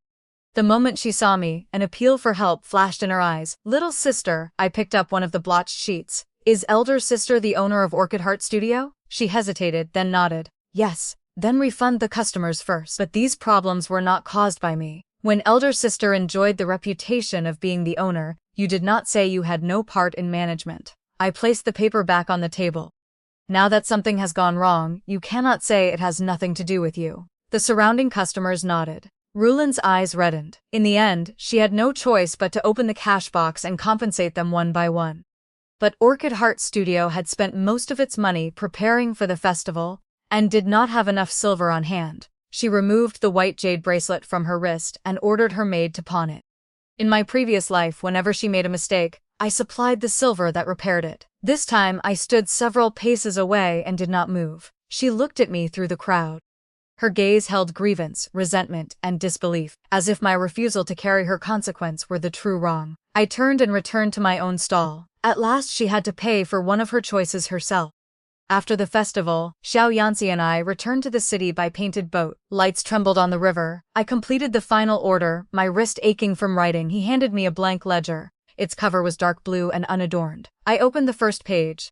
It read, Property of Shen Mingtang. No other person may alter it without permission. I picked up the brush and added, Xiao Yanci may inspect it but may not make decisions. He took the brush and wrote beneath it, I will obey shopkeeper Shen's instructions. I laughed aloud. The river breeze stirred the lantern gauze. He watched me, his gaze quieter than the lights. Have you finished considering? I knew he meant the marriage proposal. I closed the ledger. Xiao Yanci, yes, I do not need you to support me. I know. I will not abandon Cloud Pavilion in order to marry. I know. If we disagree one day, I will not yield merely because you are my husband. Good. What is good about that? If you obeyed everything I said, I would suspect I had chosen the wrong wife. I looked at him as my heart gradually softened. Then I accept. For a moment he did not react. What? I accept your proposal. Xiao Yanci, who was usually composed, suddenly sat bolt upright. Say it again. A contract is written only once. He stared at me for a long while, then suddenly took my hand. His grip was a little too tight, but quickly eased. All right. The boat passed beneath a bridge and darkness covered us for a moment. I was not afraid. His hand remained in mine. When I returned to the manor, grandmother summoned me to the main hall. Orchid Heart Studio had accumulated a large debt for raw paper and wages. She wanted me to place Cloud Pavilion under the manor's public accounts and use its profit to pay Rulan's debt. The coercion that had taken everything from me in my previous life had finally returned. The seating in the hall was almost exactly the same. Grandmother occupied the place of honor.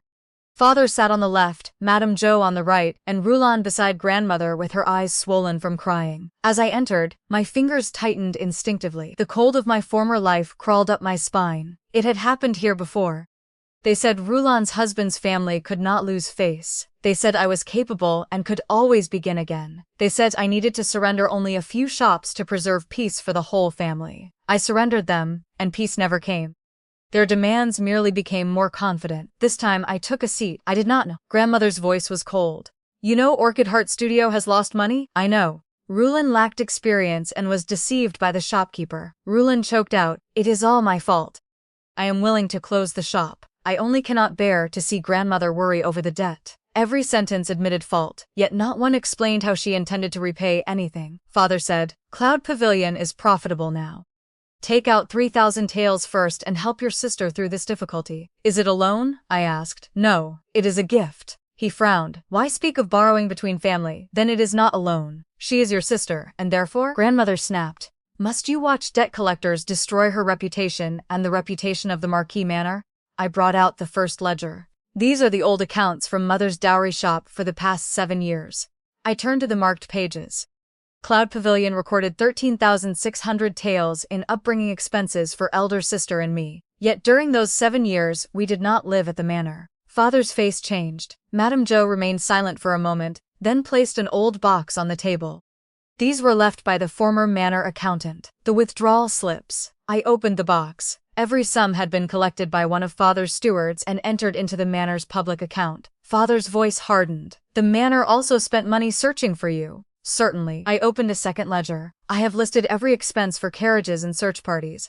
The total is less than 3,000 taels. Father, please explain the remaining 10,000 or more. His face darkened. Are you interrogating your father? I am accounting for Mother's dowry. Grandmother said angrily. The money was used for manor expenses. It did not leave the family. Mother's dowry was not manor property. I opened a third ledger. These are all the investments made after Cloud Pavilion reopened.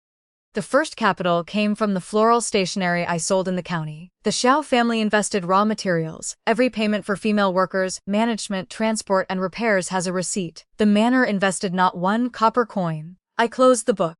Therefore Cloud Pavilion does not belong to the manor's public account and has no duty to pay Orchid Heart Studio's debt. Rulan cried. Little sister, I never asked for your shop, I only what? She could not answer. Grandmother grasped her hand. Rulan is naive and does not know how to run a business. Since you have the ability to clean up the consequences, what harm is there in doing so? I looked at her. If she cannot operate a shop, she can choose not to open one.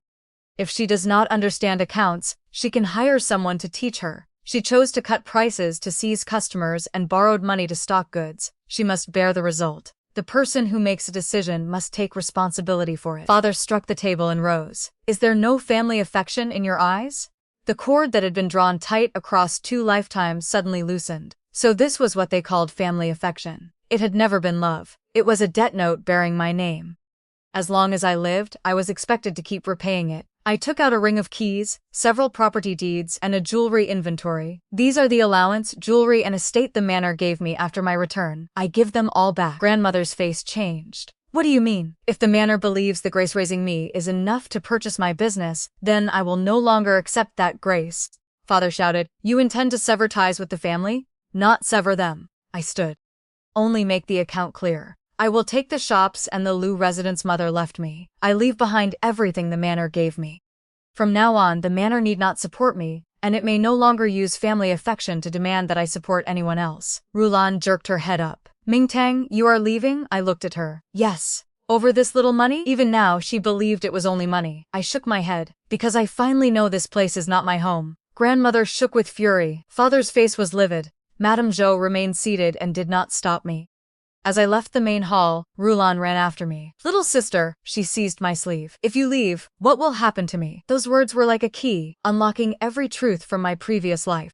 She did not ask where I would go or whether I would live well. She asked only what would happen to her. I gently removed her hand. Elder sister is already 19. It is time to learn to manage your own life. 2 carriages waited outside the manor gates. I paused when I saw Xiao Yanci. The first carriage carried my trunks. The second carried a new signboard bearing the words Mingtang Bookshop. I looked at him. Have you come to take me to the Xiao residence? No. The Lu residence has been cleaned and prepared. The deeds are still in your name. I am only here to transport your things. The tension in my shoulders slowly eased. Aren't you afraid I will regret leaving the manor tomorrow? You may regret it. Why? Your life is not a contract. There is no penalty for changing your mind. My eyes suddenly burned. I lowered my head and adjusted my sleeve. Xiao Yanci, it is cold today. He removed his cloak and placed it around my shoulders. He did not ask what had happened and did not tell me not to be sad. He simply climbed into the carriage with me. The wheels rolled away from the manor. I did not look back.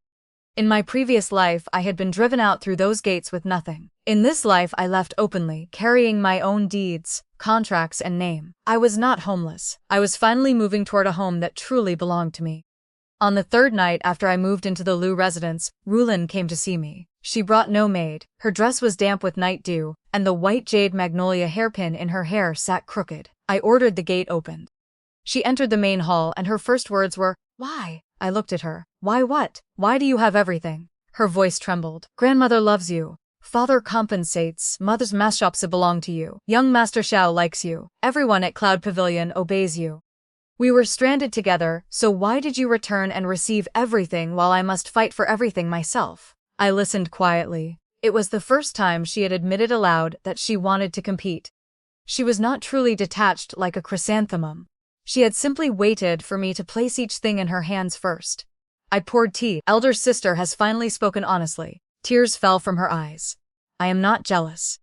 I only think it is unfair. What is unfair? You are more capable, so everyone sees only you. I laughed faintly. In the past, I did everything for you and everyone praised only your gentleness and good sense. Why did elder sister not find that unfair? Her face paled. I never ordered you to do those things. That is true. I nodded. You never directly ordered me. You only said you were frightened, sick, or unwilling to trouble anyone. Then you waited for me to volunteer. But we are sisters, she sobbed. I thought you were willing. I was willing once. I looked at her. Do you remember when I had a fever at 12? She opened her mouth but did not answer. We had 1 packet of medicine. I gave it to you. When I was 13, local thugs came to rob the temple, and I took 3 blows protecting you. When I was 14, you wanted to learn the zither. I copied Buddhist scriptures for 3 months to buy you an old instrument. After we returned to the manor, you liked Chahua courtyard, so I gave it to you. You wanted mother's orchid hairpin, so I gave that too. You wanted a marriage into a powerful family, and I even considered giving way then. Her face grew whiter with every sentence. She had not forgotten all those things. She had simply never remembered them seriously, because she was not the one who bore the cost. Rulan cried, I can repay you. There is no need. I shook my head. I do not want repayment. I am simply no longer giving. She stood frozen for a long while before finally whispering, what am I supposed to do about Orchid Heart Studios' debt? At last she revealed the true reason for her visit. I took out a ledger template and a hiring notice. Sell your jewelry and repay the most urgent debt. Close the large shop and move to a smaller one. Dismiss the former manager and keep the accounts yourself. Cloud Pavilion needs a plain, inexpensive stationery paper. If Orchid Heart Studio can make it to the required standard, I will buy it at the market price. She jerked her head up. You will help me pay the debt? No. I am giving you a road by which you can earn money. Whether you can walk it is your responsibility. She clutched the papers. Can you not help me as before? Just this once? The final time? I watched her. Elder sister, every time you ask, you call it the final time. After every final time, another appears. Her shoulders shook with sobs. I did not embrace her, but neither did I drive her away. I only ordered another lamp lit. The Lu residence gate will remain open until dawn. You may sit here and finish reading the accounts, but I will not give you silver. At last she sat down and opened the ledger herself for the first time. When she did not understand, she asked me. I explained only the most basic points. By dawn, her eyes were swollen, but she had listed Orchid Heart Studios' debts in order of urgency. Before leaving, she stopped at the doorway. I looked up. "Do you still hate me?" Morning light fell across her pale face. I remained silent for a moment. "I hated you once, and now? Now I only hope elder sister remembers that even a chrysanthemum must take root and be watered by its own hand. It cannot grow forever in another person's flower pot." She tightened her grip on the ledger and left. I did not escort her out. 3 years later, Mingtong Bookshop had opened 6 branches across the capital and Jiangnan. I hung Cloud Pavilion's old signboard in the study of the Lu residence to remind myself where I had begun. Madame Luo became the general manager and traveled between the capital and Jiangnan every month. Her voice grew even louder than before. Uncle Qin trained 3 female shopkeepers. The embroiderer who won the first 100 Flowers contest became the bookshop's chief pattern designer. In addition to floral stationery and ledgers, the bookshops established literacy classes for women. Many women who once could only press a fingerprint learned to write their own names, read contracts, and calculate wages. Xiao Paper House changed its business methods as well. It no longer focused only on noble clans and academies. Village schools, women-owned shops, and ordinary families could buy paper at different price levels. Xiao Yanci's elders objected at first, but when the family profit multiplied several times, no one said more. Orchid Heart Studio did not collapse, but it was no longer the splendid shop opposite Cloud Pavilion. Rulin moved to an ordinary street, retained only 2 female workers, and personally opened the door, arranged goods, and checked the accounts every day.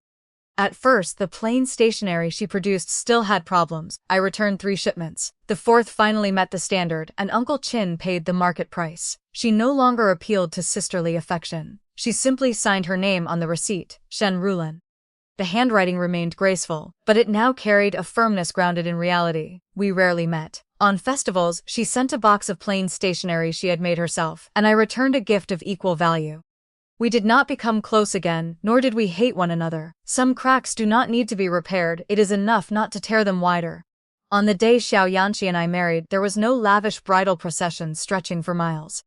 There was, however, a thick prenuptial contract. Mingtong Bookshop belonged to me. Xiao Paper House belonged to him. Every joint investment had to specify proportions. Neither party could use the name of husband or wife to move the other's property without permission. After Madame Luo read the agreement, she laughed so hard she nearly bent double. "Are you two getting married or opening another shop together?"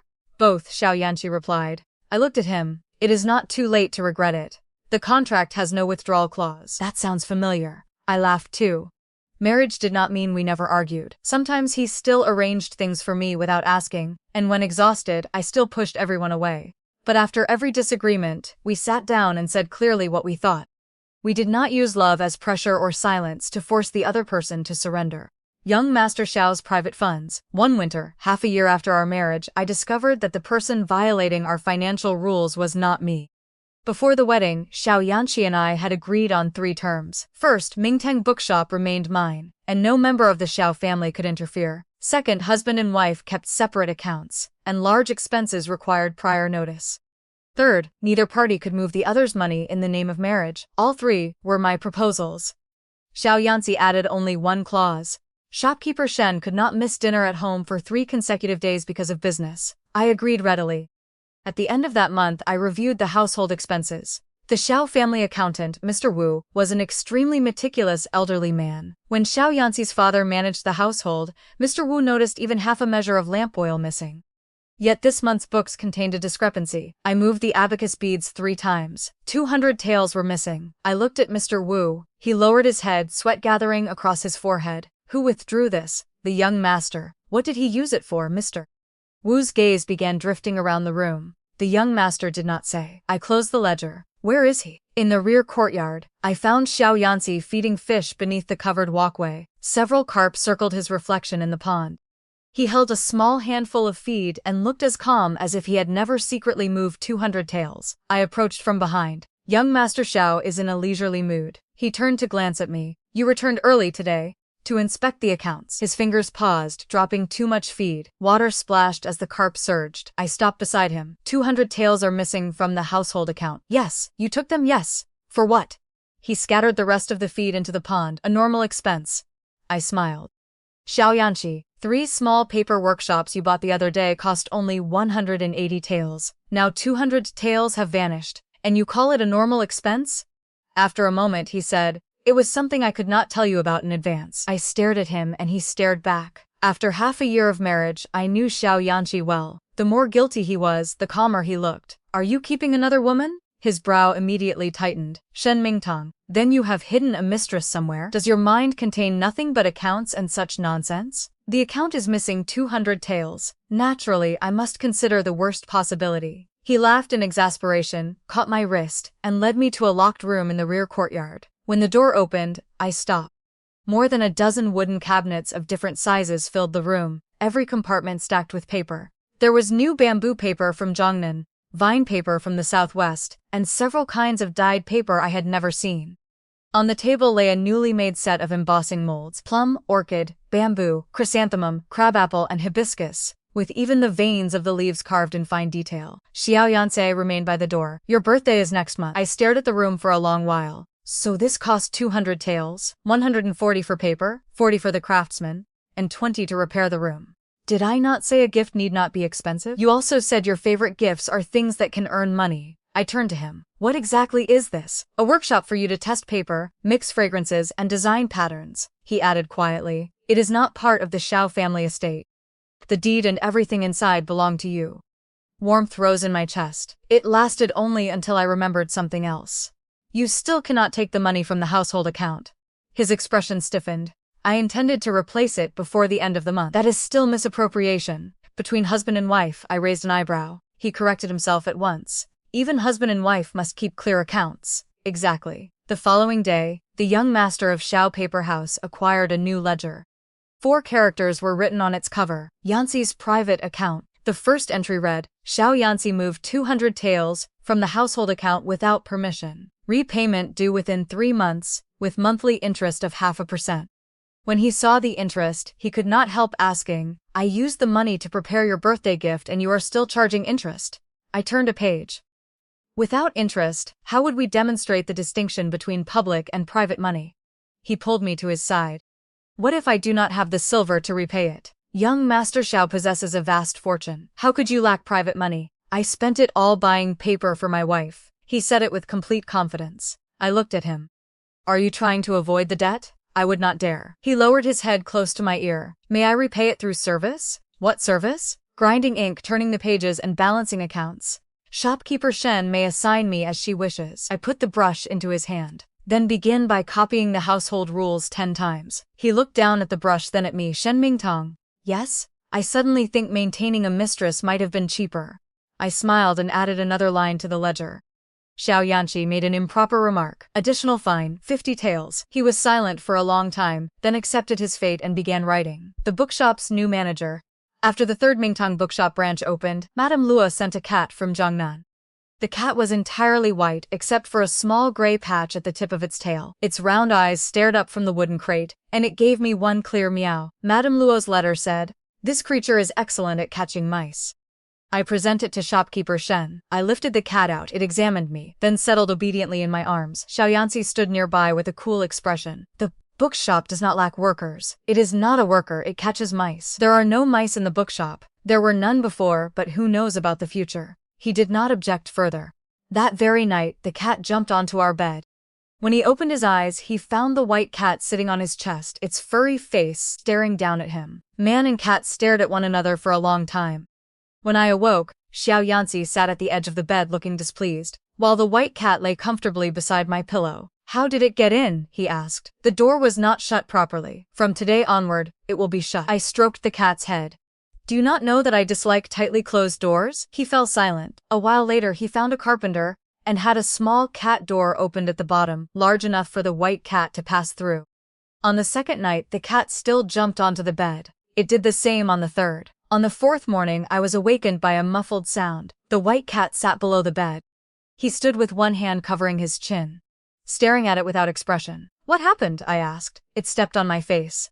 I suppressed a laugh. "Perhaps it was hungry." "Why did it not step on you?" I replied solemnly. "Perhaps it knows that the person who provides food must not be offended." From then on, Xiao Yanci and the cat became enemies. He forbade it from entering the accounting room, so it waited until he left and slept on the ledgers.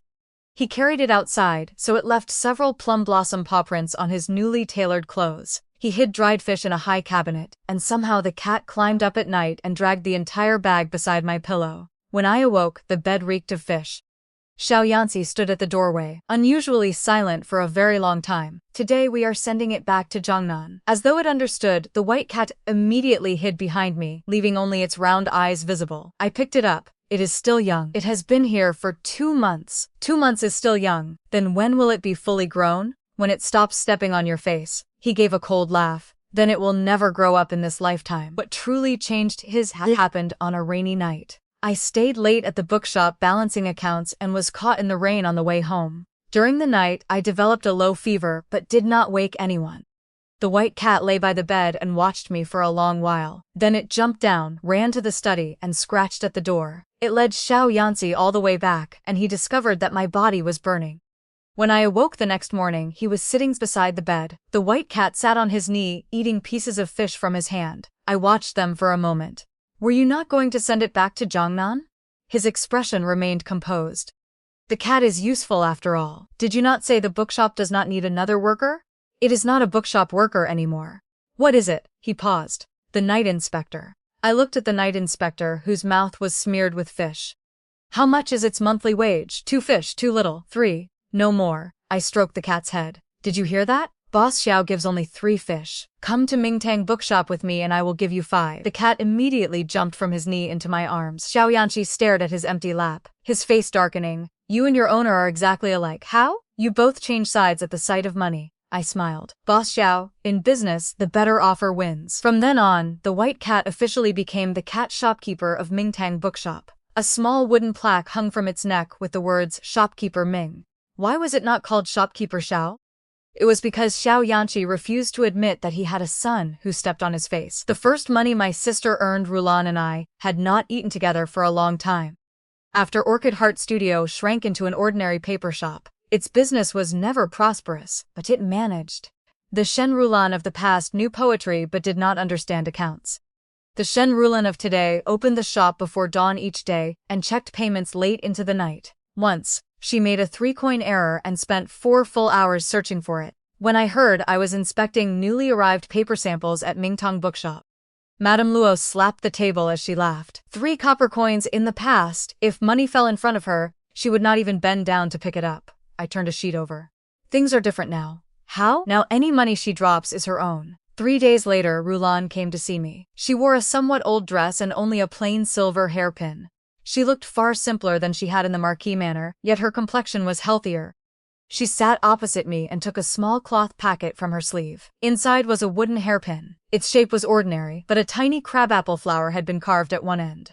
I did not immediately reach for it. What is this? A gift for you, she said quietly. Why? The shop earned 17 taels last month. As she spoke, the corners of her mouth lifted despite herself. It was not given by the manor or rewarded by grandmother. I earned it myself. I looked at the hairpin. If you earned only 17 taels, you should not spend carelessly. Her smile disappeared at once. I knew you would say that. I raised my eyes. She pressed her lips together, her voice lowering. When I used your money before, you were angry. Now I use money I earned myself to buy you something, and you are still angry. What exactly do you want me to do? I paused. The Shen Rulan of the past would never have questioned me so directly. She would first redden her eyes and then leave behind the words, pretend I said nothing. Now she knew how to lose her temper. I picked up the hairpin. I am not angry. Then why did you refuse to take it? I was afraid you would be short of money to restock at the end of the month. Rulan blinked. I set aside the stock payment. And wages? Also set aside. Rent for next month? That too. I inserted the wooden hairpin into my hair. Since you have set aside everything you need, I accept it. She looked at me in a daze. After a while she asked softly, does it look good? I touched the carved end. The flower is slightly crooked. She immediately said, the shopkeeper clearly told me it was made by the best woodcarver in the capital. But the wood is good. She fell silent again. I had tea brought in.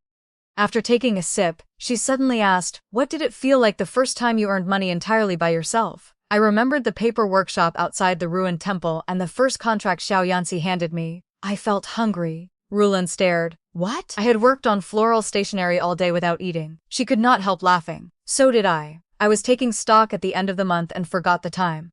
I looked at her. Shen Rulin. Yes? Earning money is fine.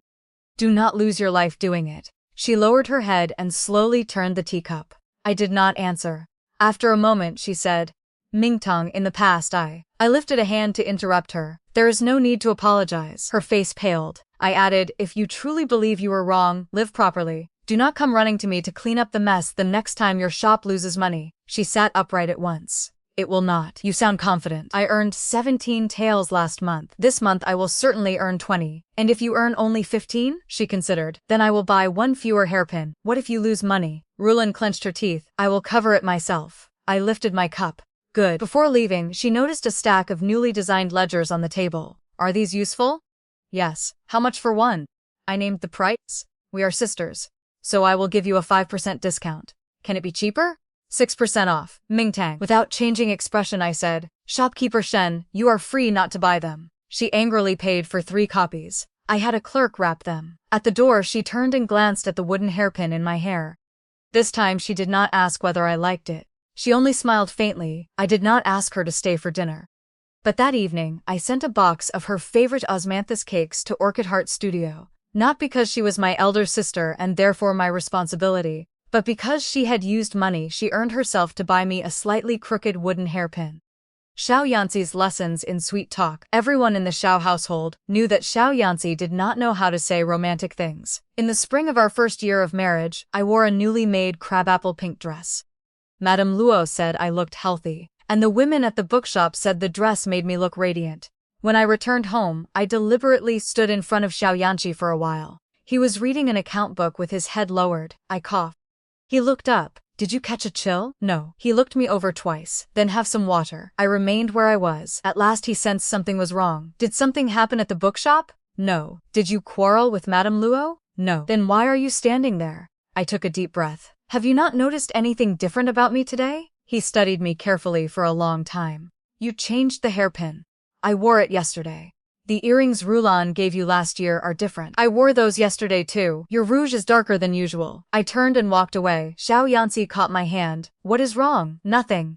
Young Master Xiao should continue reading his accounts. He looked at my dress and finally said hesitantly, your dress is new. I gave a cold laugh. Young Master Xiao has excellent eyesight. That night he was sent to sleep in the study. The next day, Xiao Yanci consulted every person in the household who might help him. First he asked Mr. Wu. Wu said that when a woman wore new clothing, one should praise the clothing. Xiao Yanci wrote that down. Then he asked the cook. She said no, you must compliment the woman. If you praise only the clothes, your wife will think you mean that the clothes make her beautiful, not that she is beautiful herself. Xiao Yanci wrote that down too. Finally, he asked Madame Luo. After considering, she said, first praise the woman, then praise the clothes, and finally say she looks good no matter what she wears. Xiao Yanci suddenly understood. At dinner that evening, I changed into a plain everyday dress. He put down his chopsticks and stared at me with great seriousness. You look very beautiful today. I raised my eyes.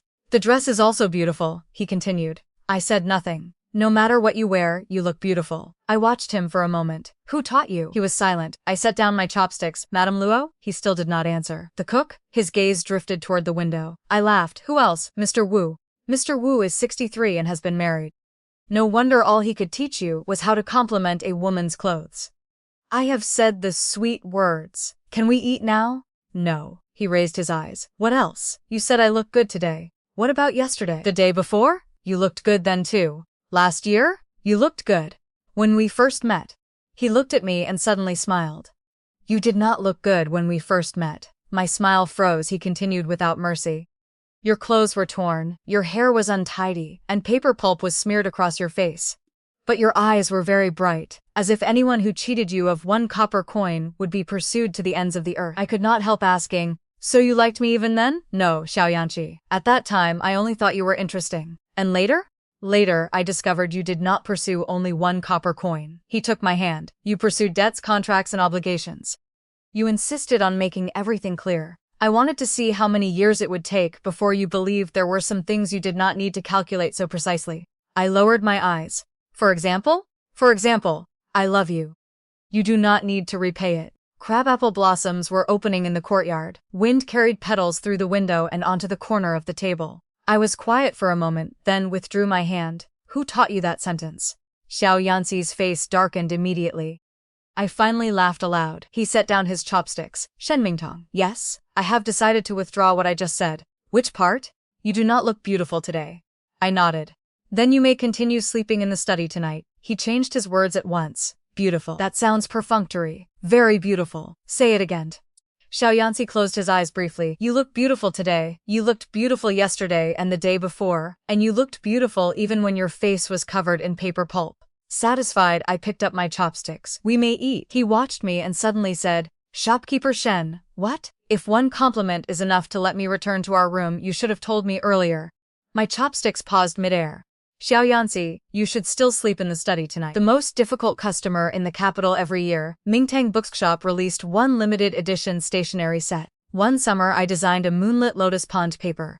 The surface appeared plain white, but when held to the light, a lotus leaf watermark emerged. After ink was applied, the sheet released only the faintest fragrance, light enough not to overwhelm the scent of ink. When the samples were finished, I asked everyone at the bookshop to give an opinion. Madame Luo called it elegant. Mr. Wu said the cost was slightly high but still profitable. The female workers all liked it. Only Xiao Yanci looked at it and said, ordinary. I turned toward him.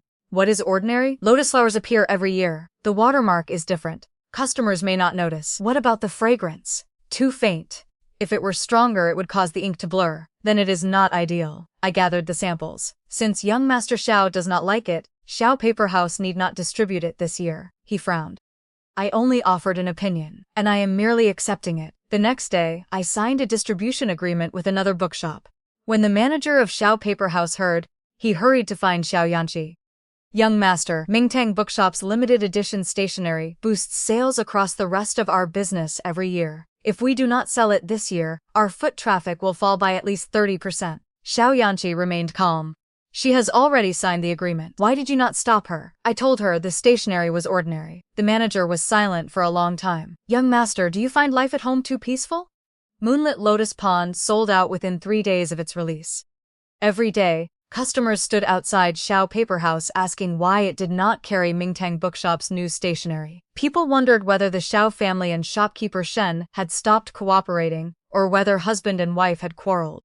By the 5th day, 7 or 8 versions of the rumor circulated through the capital. Some said Xiao Yanci and I had fought over money. Some said he wanted to take over Mingtang Bookshop. The most ridiculous claim was that he had secretly given the stationery to another woman, so I had angrily cut off supply. When I returned home that evening, I found him seated in the courtyard with a complete set of moonlit lotus pond paper before him. Did you not call it ordinary? He looked up. I bought it. Where? From the bookshop in the Western District. How much? 5 times the original price. I suppressed a smile. Young Master Xiao is certainly wealthy. He pushed the stationery toward me. Next year, Xiao Paper House wants exclusive distribution rights. Why? It sells well, but you called it ordinary. My judgment was wrong.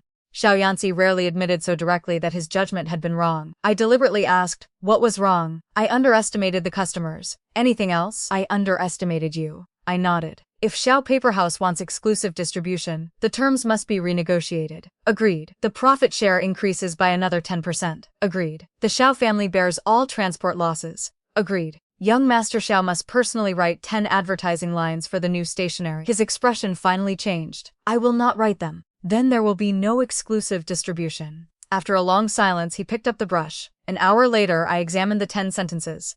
The first sentence read, good paper. The second, you can write on it. The third, the ink does not blur. The fourth, it has lotus flowers. I looked at him. These are young Master Xiao's advertising lines? They are truthful. And the remaining 6? They mean the same things as the first 4. I took a deep breath and crumpled the paper. The next day, a huge banner appeared outside Xiao Paper House. I had written the advertisement myself. Moonlit Lotus Pond stationery. Even young Master Xiao paid 5 times the price to own a set. Customers poured in. Xiao Yanci stood beneath the banner, his face as black as the bottom of a pot. The manager tried to console him. Young Master, at least business is excellent. Xiao Yanci looked at me coldly. Shopkeeper Shen. I smiled with perfect gentleness. Prices can be negotiated.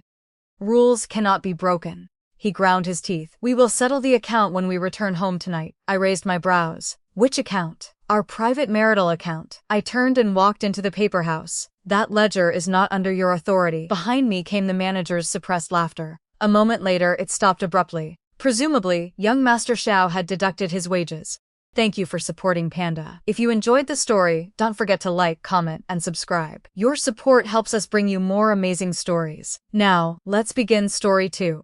IP Mingtong, the legitimate daughter of a general's household and the greatest beauty in the capital, was currently wanted throughout the entire city. Let us set aside the fact that the portrait on the wanted notice looked like a monkey. The real insult was the reward, 300 taels of silver. The mighty P general's residence was offering only 300 taels to capture its own daughter. When my cat went missing, I started the reward at 500. Worse still, the man chasing me was young General Chen, the very man who had declared 3 years ago, after I broke off our engagement, that if we ever met again, he would be a dog. At that moment he was seated atop a tall black horse, smiling with the polished wickedness of a refined scoundrel. Woof! To explain how things had come to this, I had to begin 3 years earlier. I was 16 then and had just been granted the title of County Princess. It was the perfect age for me to strut through the capital as though I owned it. Chen Linchuan had just returned from the northern frontier with distinguished military achievements. His fame was unmatched. Every young lady in the capital went weak in the knees when she saw him. I did not. How could I when he had pushed me into a lotus pond as a child and humiliated me in public? When he was 10, he roasted the rabbit I had raised for 3 years, then tricked me into believing it was a new dish from the kitchen. When he was 12, he announced at a palace banquet in front of a hall full of noblewomen that I still wet the bed. That last part had technically been true, but I had been 6 years old at the time. In short, even a dog would refuse to marry Chen Linchuan. So when His Majesty issued an imperial decree arranging our marriage, I did something that shook the capital. I marched to the gates of the Chen residence. In front of the crowd that had gathered to watch, I slapped the marriage contract against Chen Linchuan's face. Chen Linchuan, IP Mingtong, swear here today that I would sooner marry a cat, a dog, or a turtle than marry you. He had just returned from the training grounds and had not even removed his armor. He caught the contract in one hand, lowered his eyes, and studied it for a long moment. Then he smiled. It was unfortunately a beautiful smile. It was also terrifying. Fine. He folded the marriage contract neatly and tucked it into his robe. Then I shall wait to see County Princess P marry a cat, a dog, or a turtle. He swung back onto his horse and looked down at me. The next time we meet, I, Chen Linchuan, will be a dog. That incident became the capital's favorite joke. The storytellers in the tea houses produced 8 different versions. The most popular was titled The General's Rejected Marriage, and it somehow turned me into a pitiful woman who had humiliated him only because my love was unrequited. Ridiculous. This county princess did not suffer from unrequited love. This county princess simply did not love him. For the next 3 years, I lived wonderfully. The engagement was gone. I did not have to appease a mother-in-law or devote myself to a husband and children. I spent my days raising cats, teasing dogs, and occasionally helping my father deal with military paperwork. I lived like an immortal. Then yesterday my father suddenly told me that Chen Linchuan had won another great victory.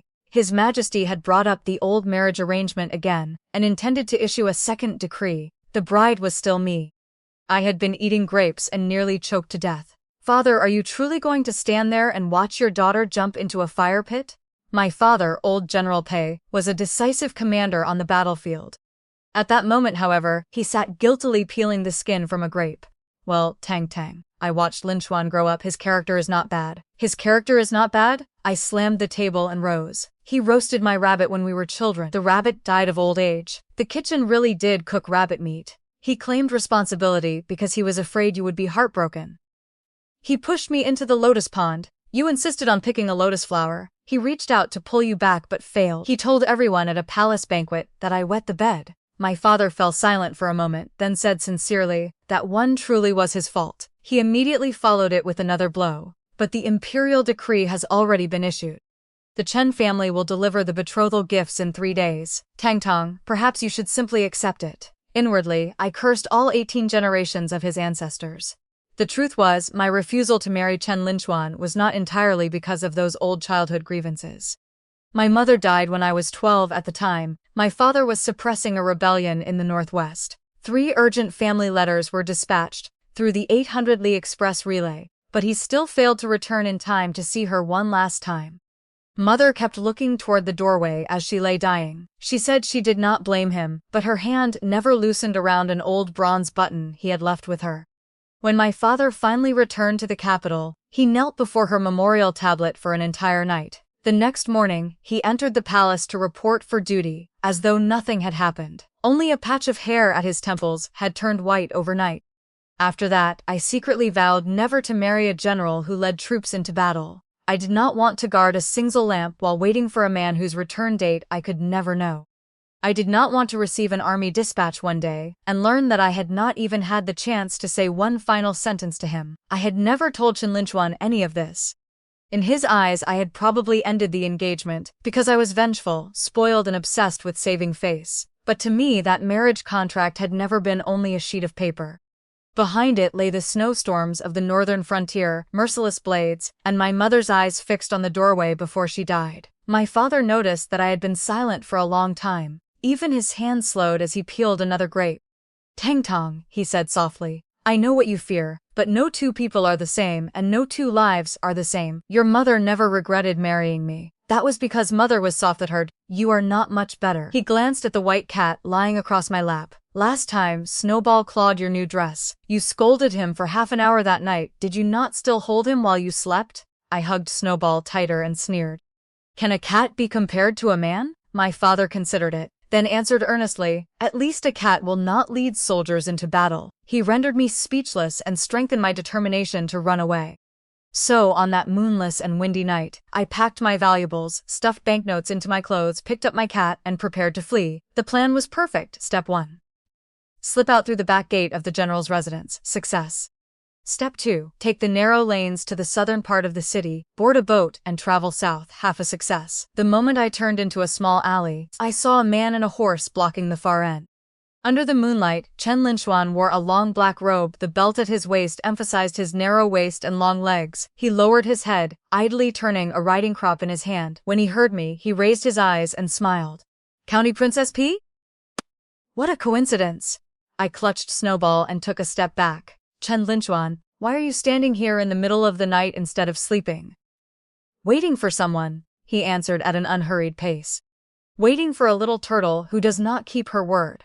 Pei Mingtong knew when to bend and when to stand firm. I immediately swallowed my pride. "Chen Linchuan, let us be reasonable. I was wrong 3 years ago and I apologize. But think about it.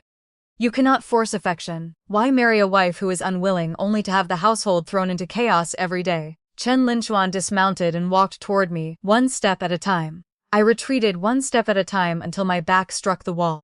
He braced one hand against the wall above my head and lowered his face. He was so close that I could see the curve of his eyelashes. "Pei Mingtong." His voice was low, carrying a lazy trace of laughter. "I waited for 3 years. 3 years ago, you said you would rather marry a cat, a dog, or a turtle than marry me. Now His Majesty has granted the marriage again, and the entire capital is waiting to laugh at me. Young General Chen, rejected once before, is being rejected all over again." My heart skipped a beat. "So," he tilted his head and barked 3 times. "Woof, woof, woof, are you satisfied now? Can you marry me?" At that precise moment, my disgraceful cat leaped from my arms, rubbed himself against Chen Linchuan's boots, and began to purr. I swallowed. "What if I say no?" Chen Linchuan smiled. He pulled a sheet of paper from inside his robe and opened it before me. Under the moonlight, the notice displayed a crooked portrait. Beneath it was a line of writing. "Wantd Pei Mingtong, legitimate daughter of the general's residence. 300 taels for capturing her alive. 50 taels for information." The notice bore my father's private seal. Father offered only 300 taels? Chen Linchuan folded the notice and tucked it away again. "County Princess Pei, 300 taels may not be much, but something is better than nothing. Will you walk back with me? Or shall I tie you up and take you in for the reward?" I stared at the face inches from mine and suddenly felt that he had lost nothing by fulfilling his promise to bark like a dog. Who would have expected young General Chen to do it so confidently? "Chen Linchuan," I closed my eyes in resignation. "What exactly do you want?" He was silent for a moment. Then he took my chin between his fingers and forced me to look at him. Under the moonlight, his eyes shone with astonishing brightness, like a blade forged in the snows of the northern frontier, or the small, concealed smile of the boy who used to watch me beneath the palace wall. "Pei Mingtong," he said, "I want you. I have wanted you since I was 14. The rabbit you raised was not roasted by me. The kitchen really had made braised rabbit, and I claimed responsibility because I was afraid you would cry. The time you fell into the lotus pond, I fell first. You reached out to pull me up, and I dragged you in with me. As for announcing at a palace banquet that you wet the bed, I cannot defend myself. I have apologized for that offense for nearly 10 years. But you never remember anything good I did. When you had a fever, I carried you across 3 streets to find a physician. When your tutor punished you by making you copy books, I copied them for you through the night. When you encountered bandits on an incense offering trip, I led troops 30 to rescue you. Pei Mingtong, do you remember none of it? Do you remember only that I was a bastard? I stood frozen. It was not that I had forgotten. I had never known it was him. The person who carried me to the clinic had supposedly been a kind stranger. The person who copied my punishment had supposedly been a classmate. The people who rescued me from the bandits had simply been government soldiers. How could all of them have been him? Chen Linchuan studied my expression and sighed as though he had expected it. That is why, he said. He put the wanted notice back into his robe and clasped my wrist firmly with his other hand. I do not intend to let you run again. 3 years ago, you threw the marriage contract at me and I gave you the chance to run. You have been running for 3 years, it is time to come back. He led me away. His pace was not fast but every step was steady. Snowball trotted beside his boots with his tail held shamelessly high. I watched Chen Linchuan's back and suddenly realized that the little bastard who had once dragged me into a lotus pond had somehow grown into a man with broad shoulders, a narrow waist, and a straight, powerful figure like a pine standing upright in the snowfields of the northern frontier. Chen Linchuan, I tugged his hand. He stopped and looked back. Carry me. You just said you carried me across 3 streets to find a physician. I have no memory of it. I am perfectly justified in demanding that you make it up to me now. Chen Linchuan stared at me for a heartbeat, then smiled. This was not his earlier smile, the one that made a person's scalp prickle. It was a true smile, bright with the youth he had once been. He turned, crouched in front of me, and said, "Climb on." I climbed onto his back. He carried a faint, clean soapberry scent mixed with the cool night wind. I rested my chin in the hollow of his shoulder. Chen Linchuan, 300 taels is too little. Make my father raise the reward. Fine. And the portrait on the wanted notice is hideous. Replace it. Use the one you drew. How did you know I had drawn one? He did not answer. He merely shifted me higher on his back. His laughter rumbled in his chest and vibrated through me. The alley was long. Moonlight overlapped his shadow and mine, stretching them far along the stones. I suddenly remembered that after a palace banquet when I was 10, I had found a white jade clasp beneath the palace wall. I later learned it had been a trophy Chen Linchuan brought home from the northern frontier, the jade ornament of an enemy commander he had personally defeated in his first battle. He had given it to me. I had accepted it, but had never worn it, no. That was wrong. I had worn it against my skin. Ever since Chen Linchuan carried me for 2 streets at the 3rd intersection, a patrol of city guards blocked our path. The captain raised his torch, recognized him, and immediately saluted, "General Chen." Then he saw me on Chen Linchuan's back. His expression became extremely complicated. "What is this?" Chen Linchuan did not change expression. "I found her." Still on his back, I gave the captain my sweetest smile. "Yes, he found me. I am the one worth 300 taels. General Chen has captured me." The captain looked at Chen Linchuan, then at me, then back at him. At last he managed, "Then, congratulations, General Chen." "Congratulations to you as well," I replied. I slid down from Chen Linchuan's back and patted the captain on the shoulder. "Please make a trip to the P residence and tell my father that his daughter has been captured alive by General Chen. Have the 300 taels prepared in silver. I will not accept banknotes." The captain looked utterly lost, as though he no longer knew who he was, where he was, or what he was doing. Chen Linchuan pulled me back to his side. "There is no need to report it. I will personally take her home." The captain looked as though he had been granted amnesty. He led his men away at once, though he turned back for one final glance. His eyes clearly said that tomorrow's headline had already been written. I could already imagine the tea-house frenzy. General Chen captures the runaway county princess at night. A 300 reward counts as another military achievement. Or perhaps, why did young General Chen bark like a dog? The 3rd title would undoubtedly have been leaked by my father. By the time we returned to the general's residence, the eastern sky had begun to pale. My father sat in the main hall drinking tea. A gleaming sword lay within reach. When he saw Chen Linchuan and me enter side by side, his hand trembled, spilling half the cup. You are back." He gave a dry laugh. "Nephew Chen, thank you for your trouble. I will have someone prepare the 300 taels immediately." "Uncle," Chen Linchuan interrupted respectfully. "The reward can wait. I would like to discuss another matter with you." I looked at him suspiciously, since when had Chen Linchuan been so generous? As a child, he had once chased me through 3 streets over 5 copper coins. Now he was saying that 300 taels could wait, something was wrong. Sure enough, his next words were, "His Majesty has issued another decree granting our marriage, but the engagement 3 years ago was, after all, formally broken. This time, I would like to follow proper custom. I ask your permission to begin courting Mingtong officially from today onward." My father's teacup overturned completely. I was even more shocked. "Court me?" Chen Linchuan, the bastard who had fought with me since childhood, said he wanted to court me properly. I tugged his sleeve. "Did you take the wrong medicine?" He lowered his gaze to me, his expression more serious than I'd ever seen it. "3 years ago, you were the one who rejected the marriage. This time, let me be the one who asks. You rejected me once. It is only fair that I court you once." My father's eyes reddened. He wore the sentimental expression of a man watching his daughter finally grow up. I assumed Lin Chenwan's promise to follow proper custom was merely for appearances. I was wrong. Soon after dawn, a palace eunuch arrived with an oral decree. The imperial marriage decree would remain in place, but the wedding date and whether the P family accepted the betrothal gifts would depend entirely on my own consent. No one was permitted to force me.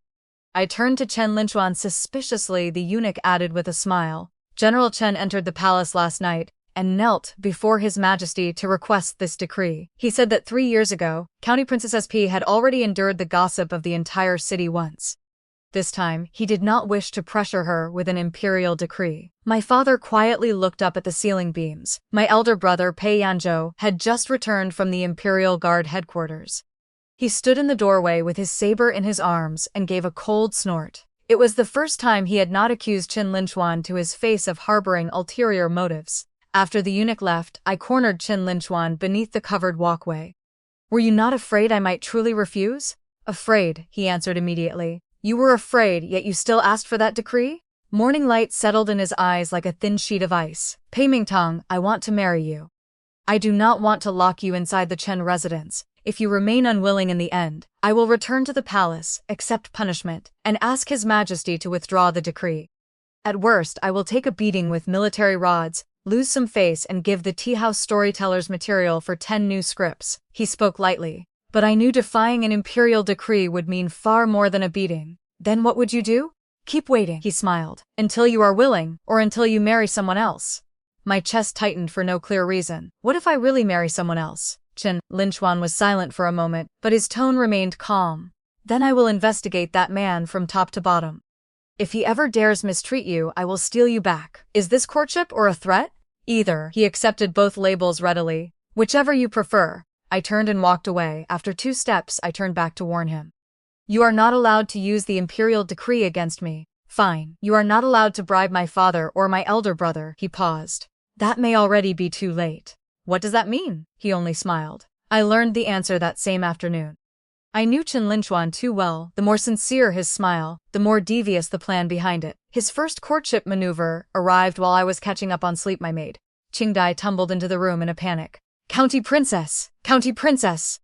General Chen He, what has he done now?" He covered the entire city with wanted notices. I shot upright. Was the old notice not withdrawn? Qingdai looked close to tears. "It is not the notice for you. It is a new one." I rushed outside without even putting on my shoes. On the street beyond the general's residence, Chen Linchuan was directing several of his personal guards as they pasted papers on the walls. Crowds surrounded them 3 layers deep, celebrating as though it were New Year's Day. I forced my way through and nearly fainted. The new wanted notice displayed a portrait of Chen Linchuan.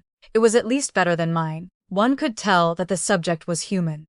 The writing beneath it read, "Want Di Chen Linchuan, age 23, standing 8 feet tall, owner of a residence, horses, and military achievements, seeking to court County Princess Pei Mingtong of the general's residence.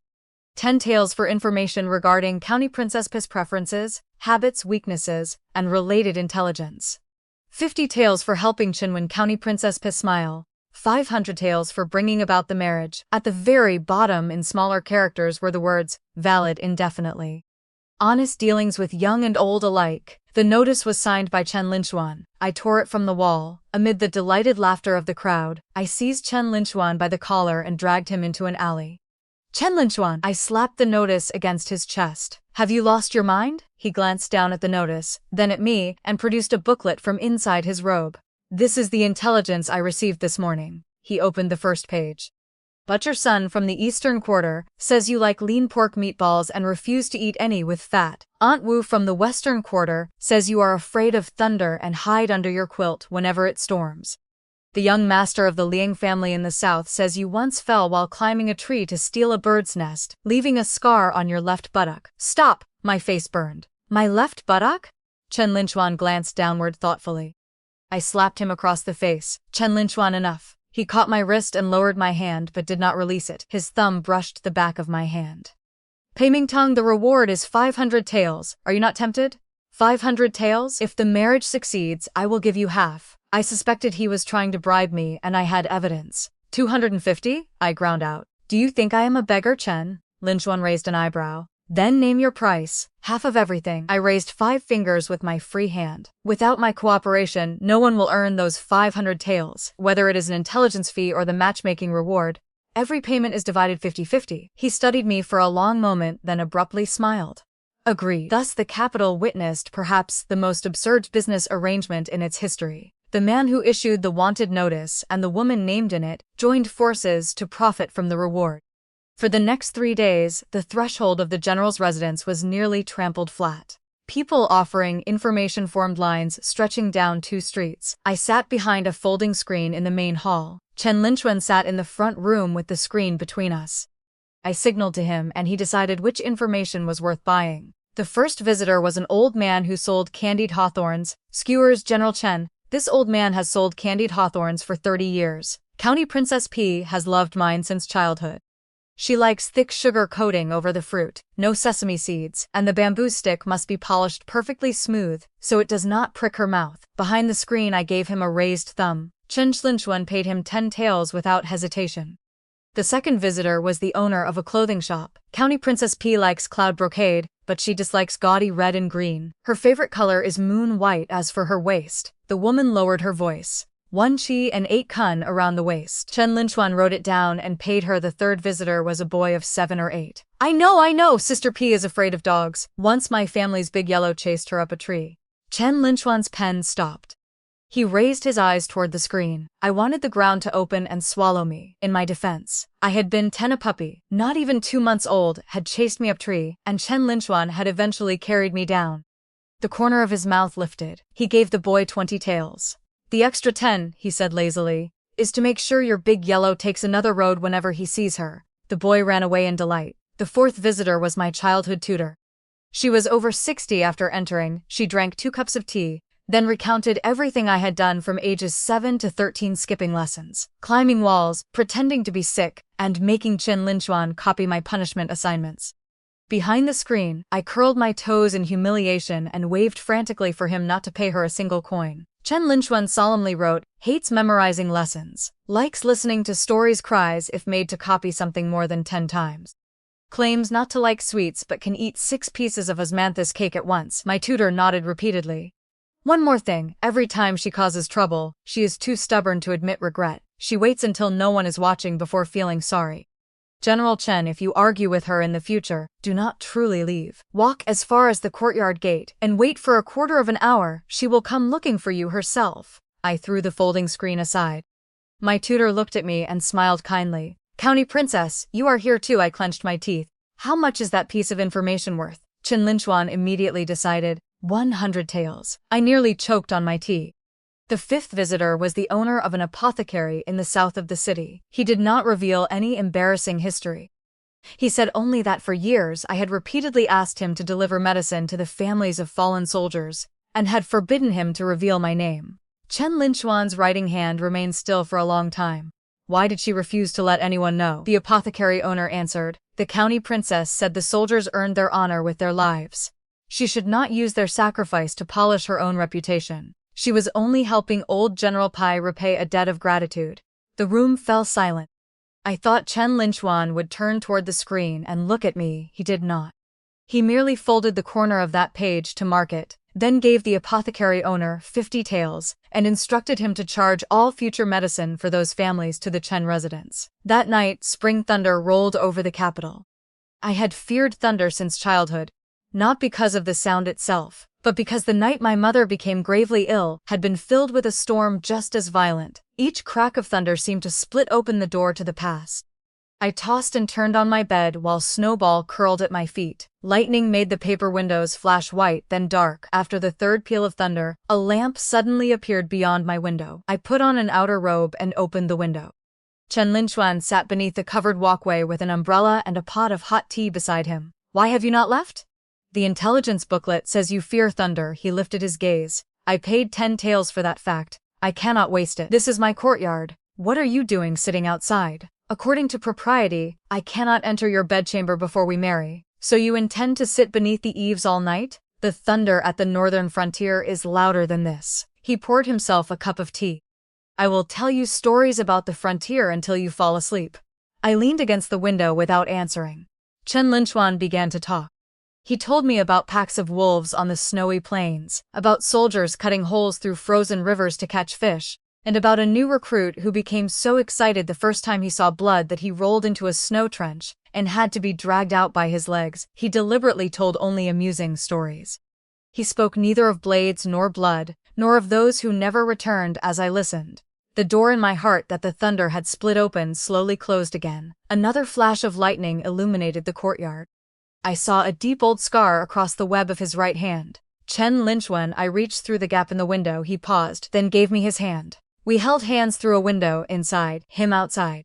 Between us stood propriety, 3 years, and the snows of the northern frontier I had always been too frightened to face. But his palm was warm. He remained beneath the eaves until dawn.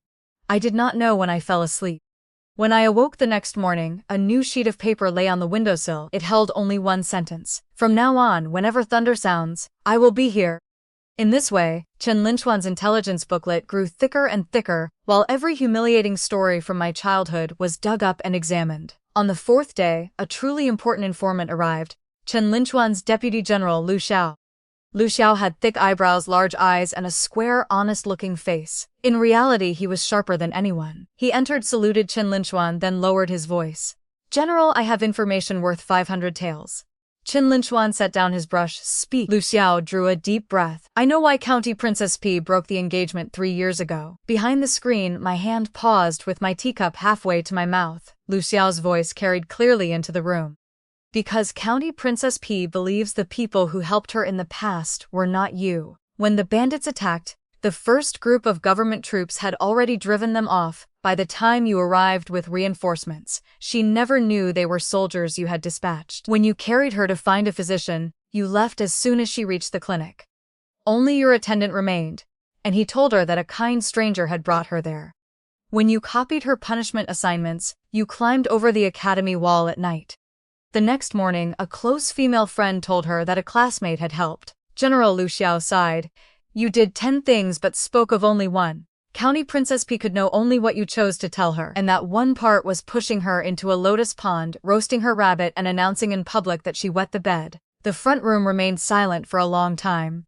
Then I heard Chen Linchuan's voice, slightly hoarse. Lu Xiao, your information is worth more than 500 taels. It is worth 1,000. I stepped out from behind the screen. Chen Linchuan was writing something when he heard my footsteps. He looked up, and the tip of his brush stopped against the paper. I walked to him, pulled the white jade clasp from beneath my collet on the table. Chen Linchuan, did you give this to me? His eyes shifted as he stared at it. You wear it. I asked whether you gave it to me. Yes. That night after the palace banquet beneath the palace wall? Yes. Why did you not give it to me directly? Chen Linchuan was silent before lifting the clasp and studying it in his palm. I was 14 that year, he said. I had killed someone for the first time in battle. After returning to the capital, I could not sleep night after night. I could close my eyes only when I thought of you. At the palace banquet, I intended to give it to you myself. But when I reached you, I thought the jade had been stained with blood and might bring bad luck. So I dropped it on the road you would take and gambled on whether you would pick it up. I took the clasp from his hand and placed it back around my neck. Chen Linchuan, answer one more question. When did you begin wanting me? He looked startled, then smiled. A true smile, his eyes curving with a beauty he had never shown as a boy. I do not remember, he said. Perhaps one summer when you wore a red dress and chased dragonflies beside the lotus pond, you fell into the water. I pulled you out and you cried on my back the entire way home. I thought, fine. This fool will be my responsibility from now on. I had assumed Lu Xiao's thousand-tale revelation would be the most expensive intelligence of the entire courtship. The next day, the palace sent an invitation to a flower-viewing banquet, along with information worth even more. Rumors had begun circulating in the capital that Chen Linchuan wanted to marry me, only to erase the humiliation of being rejected 3 years ago, and that I had agreed only because I feared the imperial decree. The rumor originated with Princess Ning'an, a grandniece of the Empress Dowager. She had once lived with her family at the northern frontier for a time.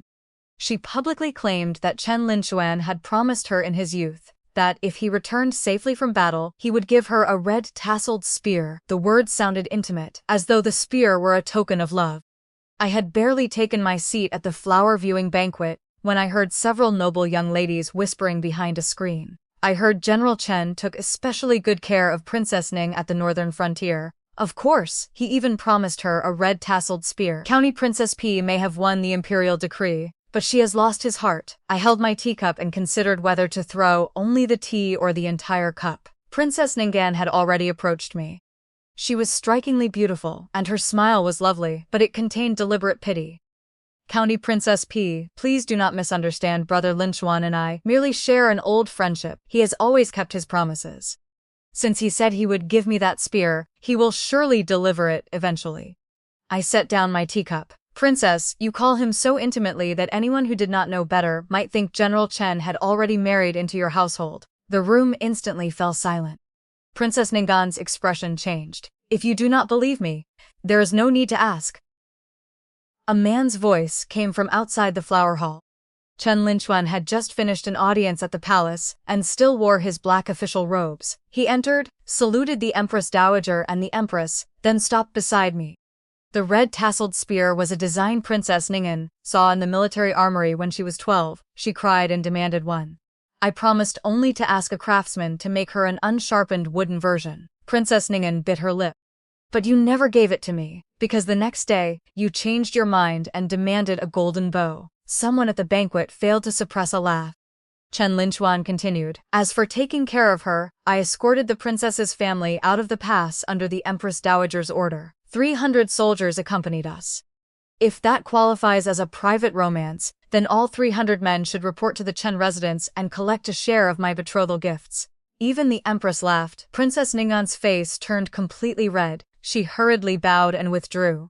I should have felt satisfied, but the meaningful glances around us stirred an inexplicable irritation in me. I rose in front of the entire hall of noble women and young ladies. I walked to Chen Linchuan and straightened the collar of his official robe, which had shifted slightly. There is one more matter I must trouble everyone to understand clearly, I said. The imperial decree did not force me. 3 years ago, Pimingtong was blind when I broke the engagement. 3 years later, I am agreeing because I choose to. Chen Linchuan is courting me, and I am agreeing to him. No one is doing this merely to save face. No one is settling for a second choice. Chen Linchuan's entire body went rigid. The Empress Dowager laughed. Girl of the P family, is this a public declaration of love? Without changing expression, I answered. It is a public correction of a rumor. Then why is your face red?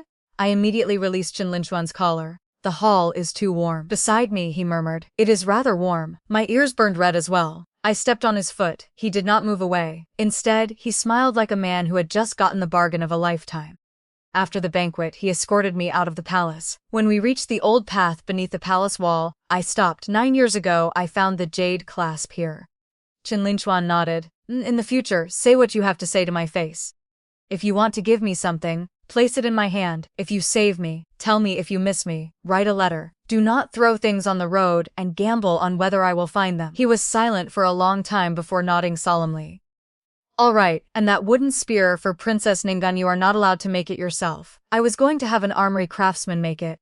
That is not allowed either. Do not send it. I never intended to. Satisfied, I walked several steps ahead. His unhurried voice came from behind me. Pimingtong, are you jealous? You are imagining things. Then perhaps slow down. Why? The palace gate is directly in front of you. If you keep walking that fast, you will strike your head against one of the door studs. I stopped sharply. Half a step from the vermilion gate, Chen Linchuan's suppressed laughter sounded behind me.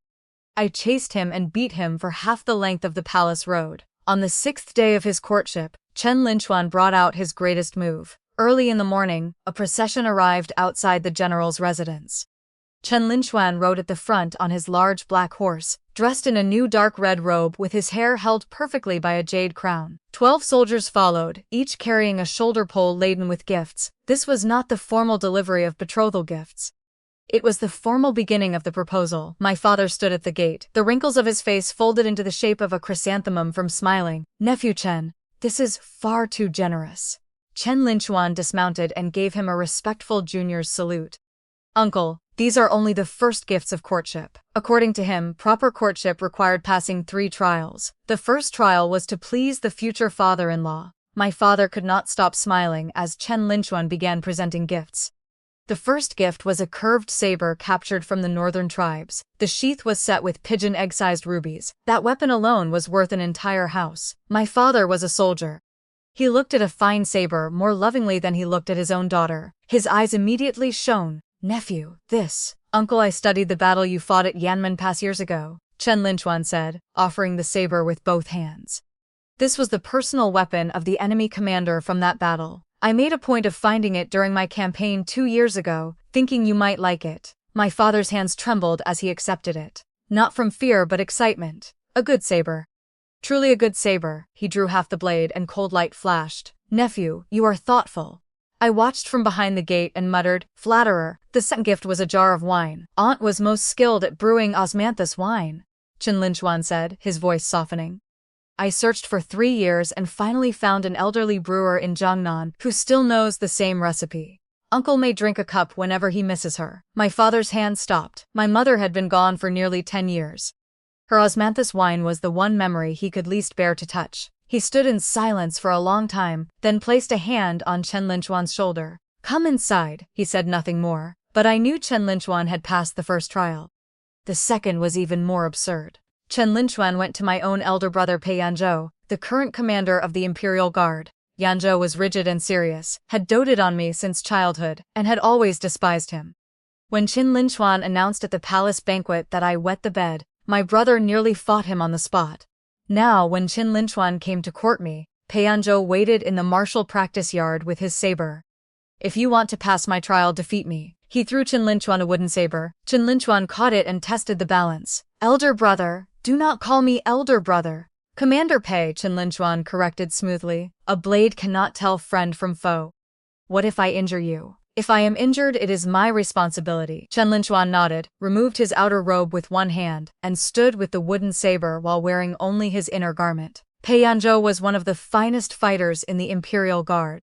His wooden saber cut through the air with fierce force, but Chen Linquan had fought his way out of battlefields at the northern frontier. After 20 exchanges, Pei Yanzhou's weapon flew from his hand. After 30, the back of Chen Linquan's saber rested against his throat, holding him motionless. "Commander Pei." Chen Linquan withdrew his saber and offered a hand to pull him up. "You yielded." Pei Yanzhou brushed the dust from his clothes and stared at him for a long time. "That year when you carried Mingtang to find a physician, I knew it was you." Chen Linquan's movements stopped. "She was unconscious in the clinic all night. You remained outside all night. When she woke the next morning, you told me not to reveal it because you had been the one who caused her to fall into the water, and you feared she would be even angrier if she knew." Pei Yanzhou picked up the wooden saber and returned it to the rack.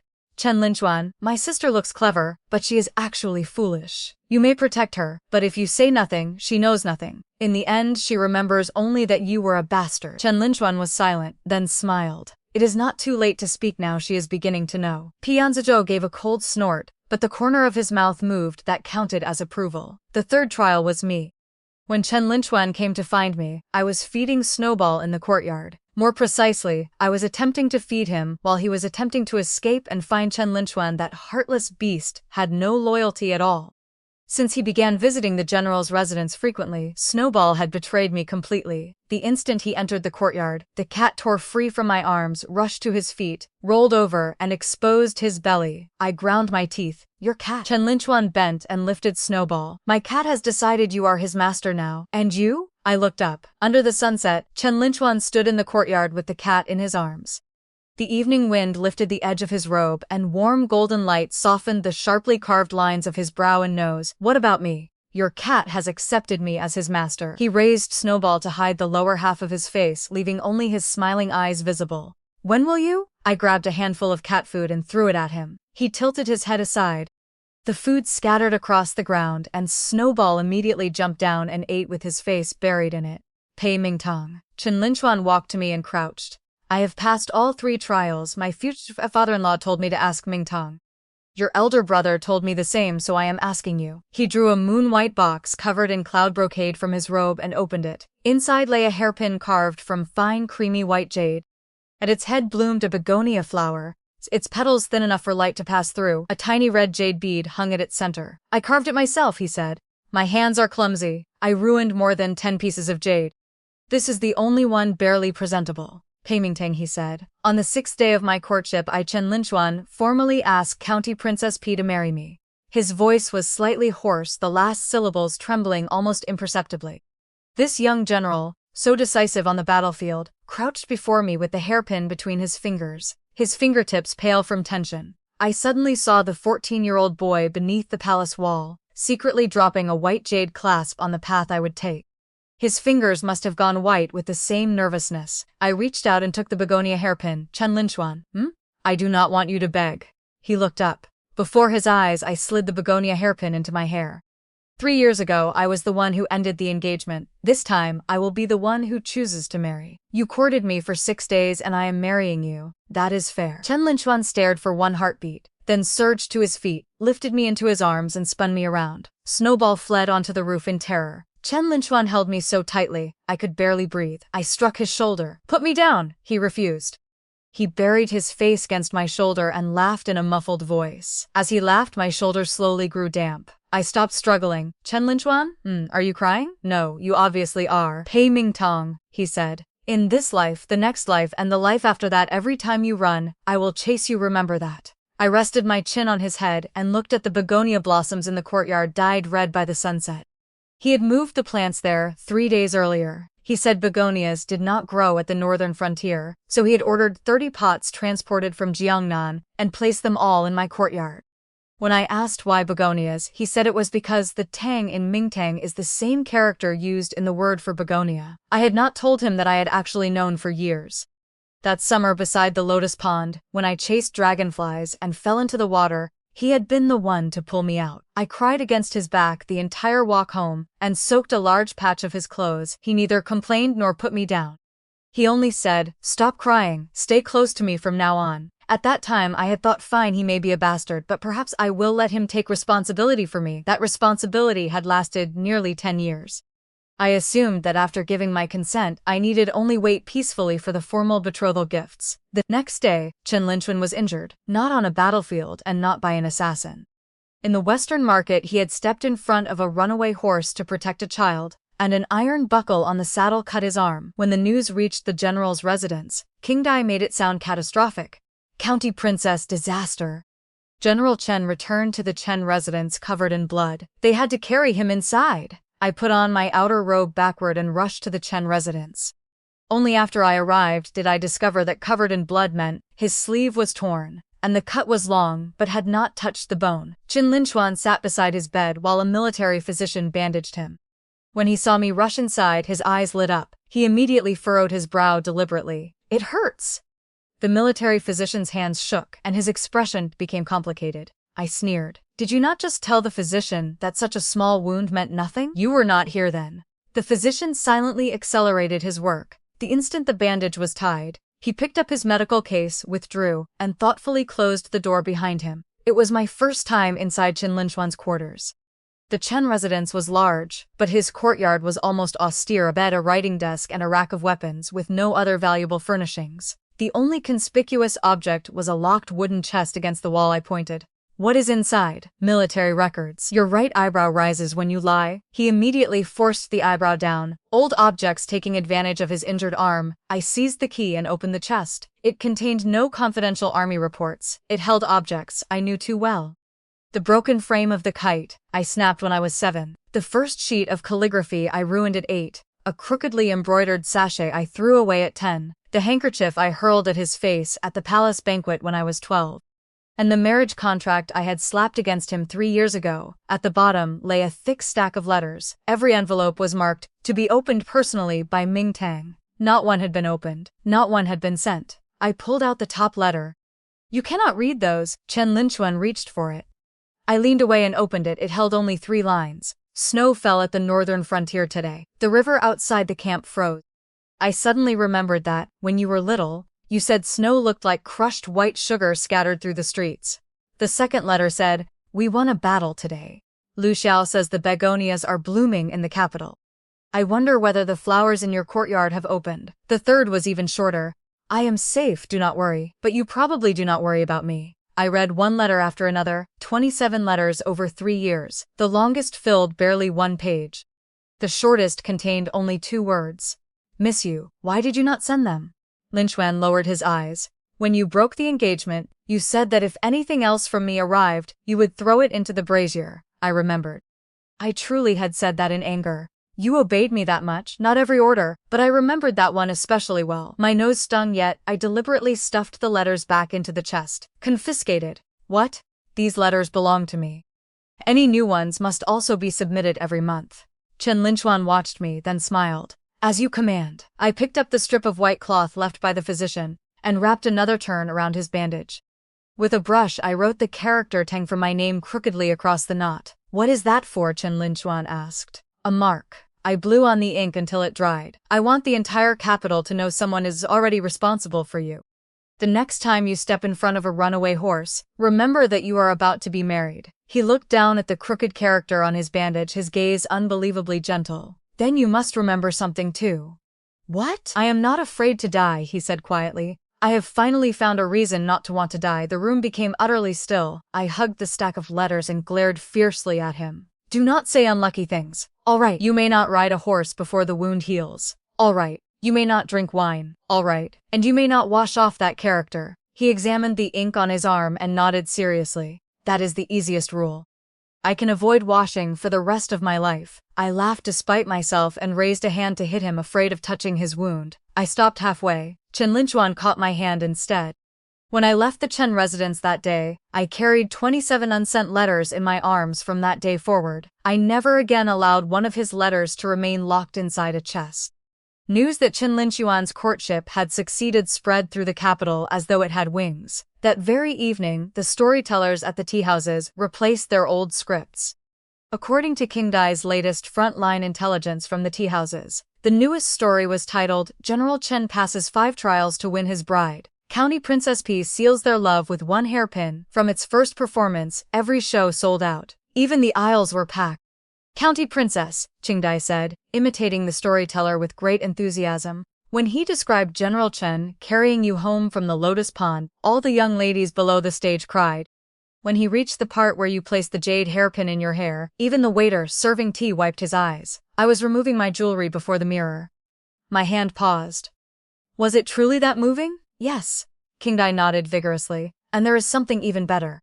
The tea house created a new pastry called begonia pastries. They shaped them after the flower on the hairpin. General Chen gave you the line outside almost blocked the door. I had to admire the business instincts of the capital's merchants. More absurdity followed. The next day, I left to choose fabric for my wedding clothes. My carriage had barely left the lane of the general's residence when someone recognized it. That is County Princess P's carriage. A crowd of men, women, old people, and children surrounded it until the road became impassable. Every face shone with festival-like joy. An elderly woman squeezed to the front. County Princess P, you finally agreed to General Chen. This old woman has waited for years. Exactly! A scholar beside her joined in. When you rejected him, I thought it such a pity. How could you refuse a man like General Chen? What do you understand? Another auntie interrupted. This is called playing hard to get. County Princess P is brilliant. When had I ever played hard to get with anyone? A little girl shyly offered me a begonia blossom. This is for you. My mother says your story with General Chen is better than any romance tale. I accepted the flower and looked into the child's bright eyes, suddenly dazed. For years, everything between Chen Linchuan and me had been material for the capital's conversations over tea. Back then, I had been the joke. Did you hear? Young General Chen announced that the P family's county princess wet the bed. How humiliating. I heard he dislikes her and pushed her into a lotus pond. His Majesty granted them a marriage. Young General Chen surely does not want her. Nearly 10 years later, we were still material for those conversations. But now people said, General Chen courted her for 6 days and passed 3 trials. Such sincerity. I heard he carved that begonia hairpin himself and ruined more than 10 pieces of jade. Perhaps, County Princess P rejected him 3 years ago because she was waiting for him to chase her. Tex, what a way to win someone's heart. What an interesting story. The same facts, told another way, had transformed a joke into a cherished love story. I held the begonia flower and was about to lower the carriage curtain when a commotion rose at the back of the crowd. The people opened a path on their own. Chen Linchuan rode toward us from the far end of the street. That day he wore a moon-white robe with a jade belt. His hair was secured by a white jade pin. Wait. I leaned closer and almost fell out of the carriage. The pin in Chen Linchuan's hair was clearly the match to mine. The same pale jade and the same carved begonia. The only difference was that his pin carried no red jade bead. Instead, a tiny character Tang was carved into the head. He had done it deliberately without question. Chen Linchuan brought his horse alongside my carriage and looked down at me. His gaze paused on the begonia pin in my hair, and the corner of his mouth curved. County Princess P. What a coincidence. Coincidence, my foot. I lowered my voice. When did you carve another pin? There was always a pair. He bent from the saddle and spoke so only I could hear. When I began carving, I made a pair. The man's pin bears the character Tang. The woman's is set with a red bean-shaped piece of jade. Red beans symbolize longing and Tang. He smiled without finishing the thought. Then straightened and saluted the crowd. Everyone, please make way. I am accompanying my fiancée to choose the fabric for her wedding clothes. The crowd erupted in friendly laughter. Some shouted that General Chen was fortunate. Others that County Princip had excellent judgment. A young flower seller seized the opportunity to hawk her begonias and business boomed. Chen Linchuan rode beside my carriage through the entire street of spectators. Sunlight joined his shadow with the carriage's shadow on the bluestone road, just as moonlight had joined our shadows in the alley that night. I watched the shape on the ground and raised the curtain farther. Chen Linchuan. He turned his head. The character on your hairpin is ugly. He paused, then smiled. You can improve it when we return. Improve what? It needs to be carved again. Fine, then carve it again. You want me to carve it? Fine, I will carve it. Do not blame me if I ruin it. Whatever it looks like will be fine as long as you carved it. He reached through the carriage window and closed his hand around mine. His palm was dry and warm. Thin calluses crossed the web of his hand, marks left by years of holding a saber with his hand around mine. I felt as though all the peace of the northern frontier had wrapped itself around me. At the silk shop, the owner came out personally to greet us, smiling so broadly that his eyes vanished. General Chen, County Princess P, congratulations, please come inside. The shopkeeper displayed every fine fabric he had kept in storage. This is newly arrived cloud brocade. County Princess, feel the texture. This is shoe brocade, look at the colors. And this is song brocade. The selection made my eyes blur. Chen Linchuan looked only at me. Which color do you like? Moon white, I answered without thinking. Then moon white. Wait, I caught his sleeve. A moon white wedding dress? Wedding clothes are supposed to be red. You like moon white, so use moon white. Chen Linchuan spoke as though it were obvious. Who decided wedding clothes must be red? Beside us, the shopkeeper's mouth opened wide enough to hold an egg. I knew what he was thinking. There was probably no moon white bridal gown in the entire capital. I tugged Chen Linchuan's sleeve. Would that not be too? Too what? Too improper. He looked at me seriously. Peiming Tong, when have you ever followed convention? That was difficult to dispute. Besides, he lifted the bolt of moon-white cloud brocade toward the light. You look best in moon-white. How do you know? When you entered the palace for a banquet at 16, you wore a moon-white gauze dress, he said. You walked down the long palace road while I watched from the city tower for a long time later. I painted the scene. I drew it badly, tore it up, tried again, and tore that one too. I repeated it more than 10 times before keeping one. He took a neatly folded sheet of paper from inside his robe and opened it. It was a small portrait. A young woman in moon-white gauze walked along the palace road, one corner of her skirt lifted by the wind. Her profile was bathed in the sunset, her eyes curved as though she were smiling. The painting was not exquisite, but every brushstroke revealed how much care the artist had put into it. My throat tightened as I held it. Chen Linchuan, when did you begin? He took the painting back, folded it carefully, and tucked it into his robe. I forgot. In any event, earlier than you. I watched how cautiously he handled the painting, and remembered what he had said on horseback about the paired pins, the character Tang on his and the red bean-shaped jade on mine.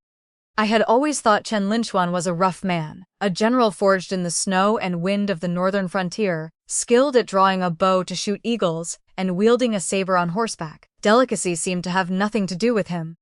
Yet he carved jade hairpins he painted.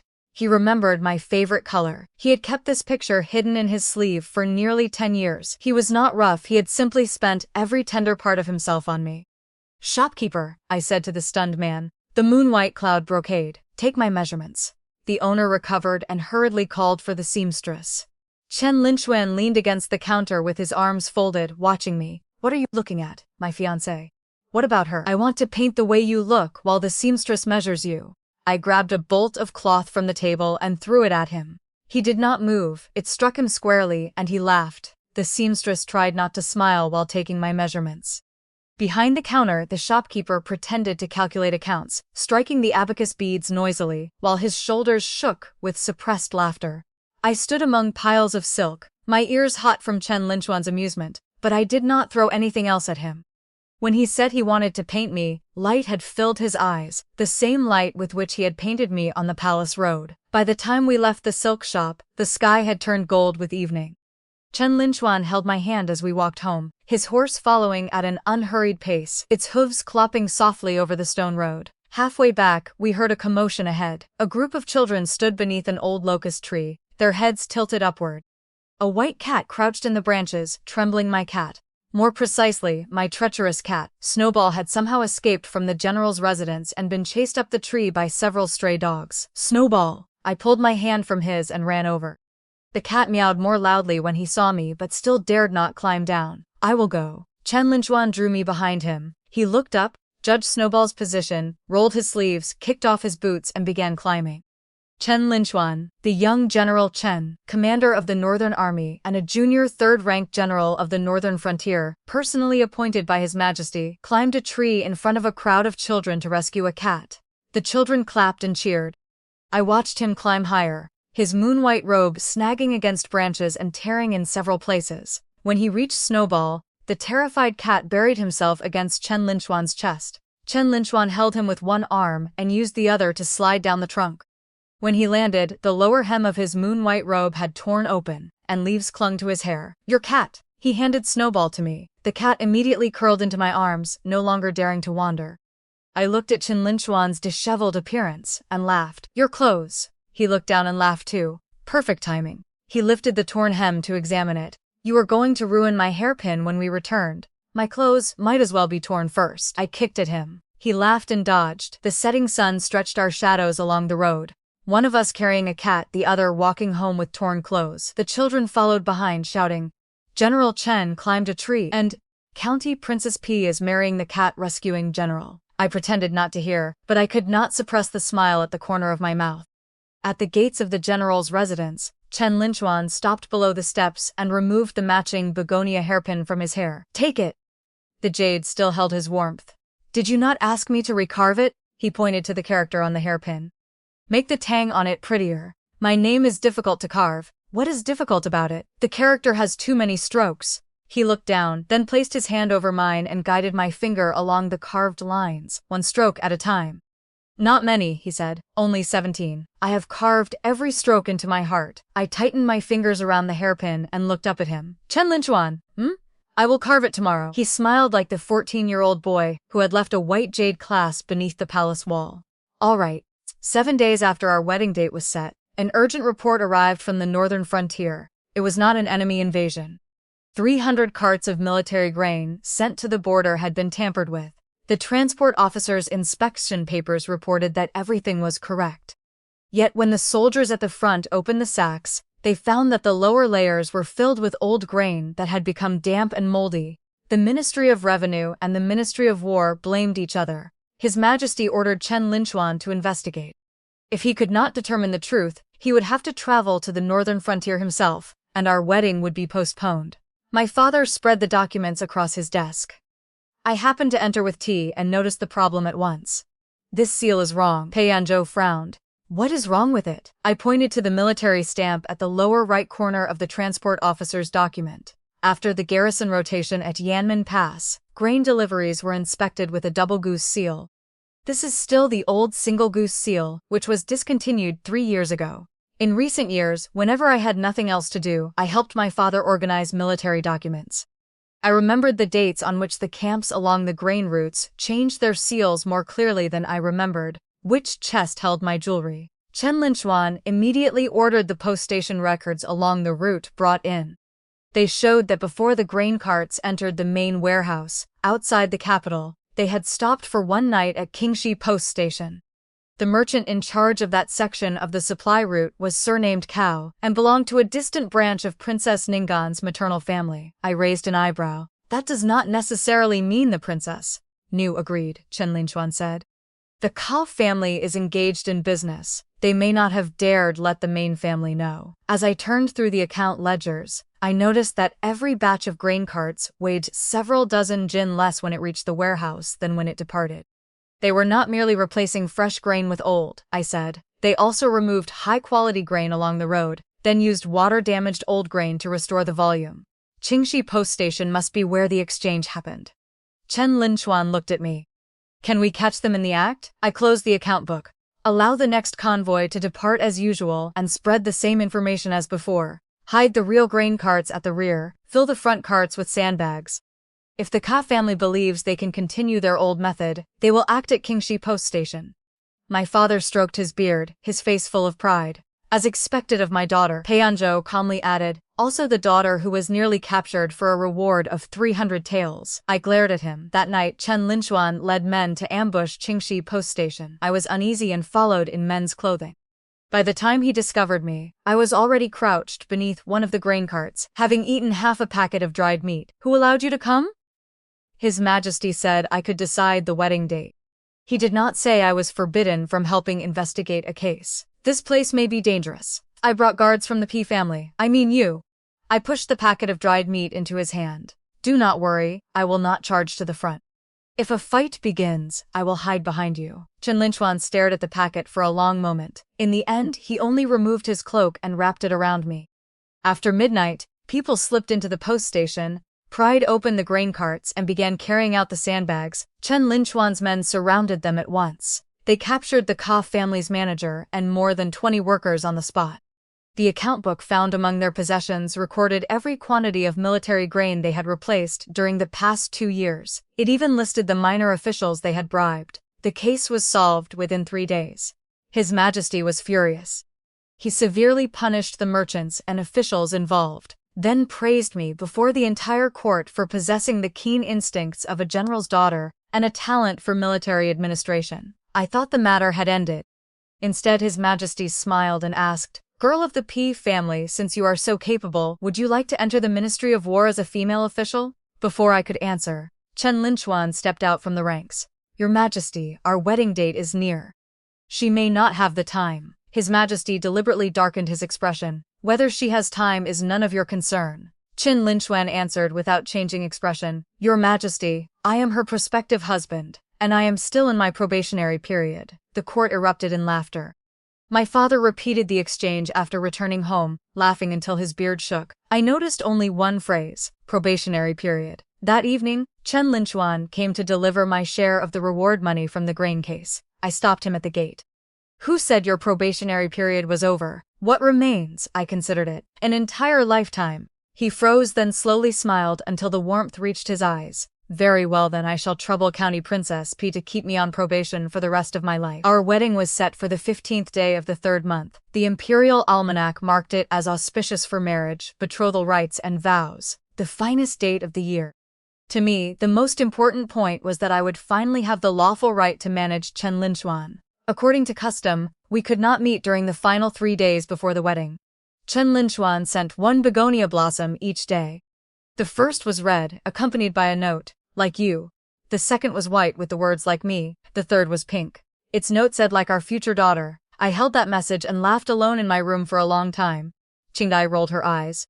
"County Princess, you are smiling as though you stole a jar of honey." I placed the note in my makeup chest beside the white jade clasp at the bottom. The 15th day of the 3rd month dawned clear. I was pulled from bed before sunrise to bathe, dress, have my face and bridal hair prepared, then shape my brows and color my lips. By the time the entire process ended, I no longer felt like a living person. I felt like a gift that had been wrapped with extreme care, but when I saw myself in the mirror wearing the moon-white bridal gown, I decided that being wrapped was not entirely unpleasant. The gown was made from moon-white cloud brocade.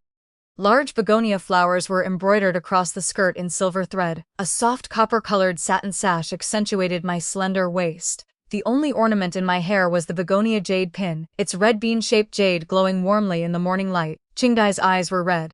"County Princess, you are so beautiful today." I studied my reflection, then took the white jade clasp from the bottom of the makeup chest and fastened it to the inside of my sash. My father entered and stopped when he saw me in a moon-white wedding dress.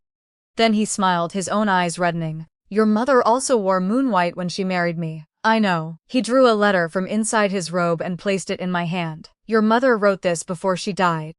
She told me to give it to you when you married." I opened the letter.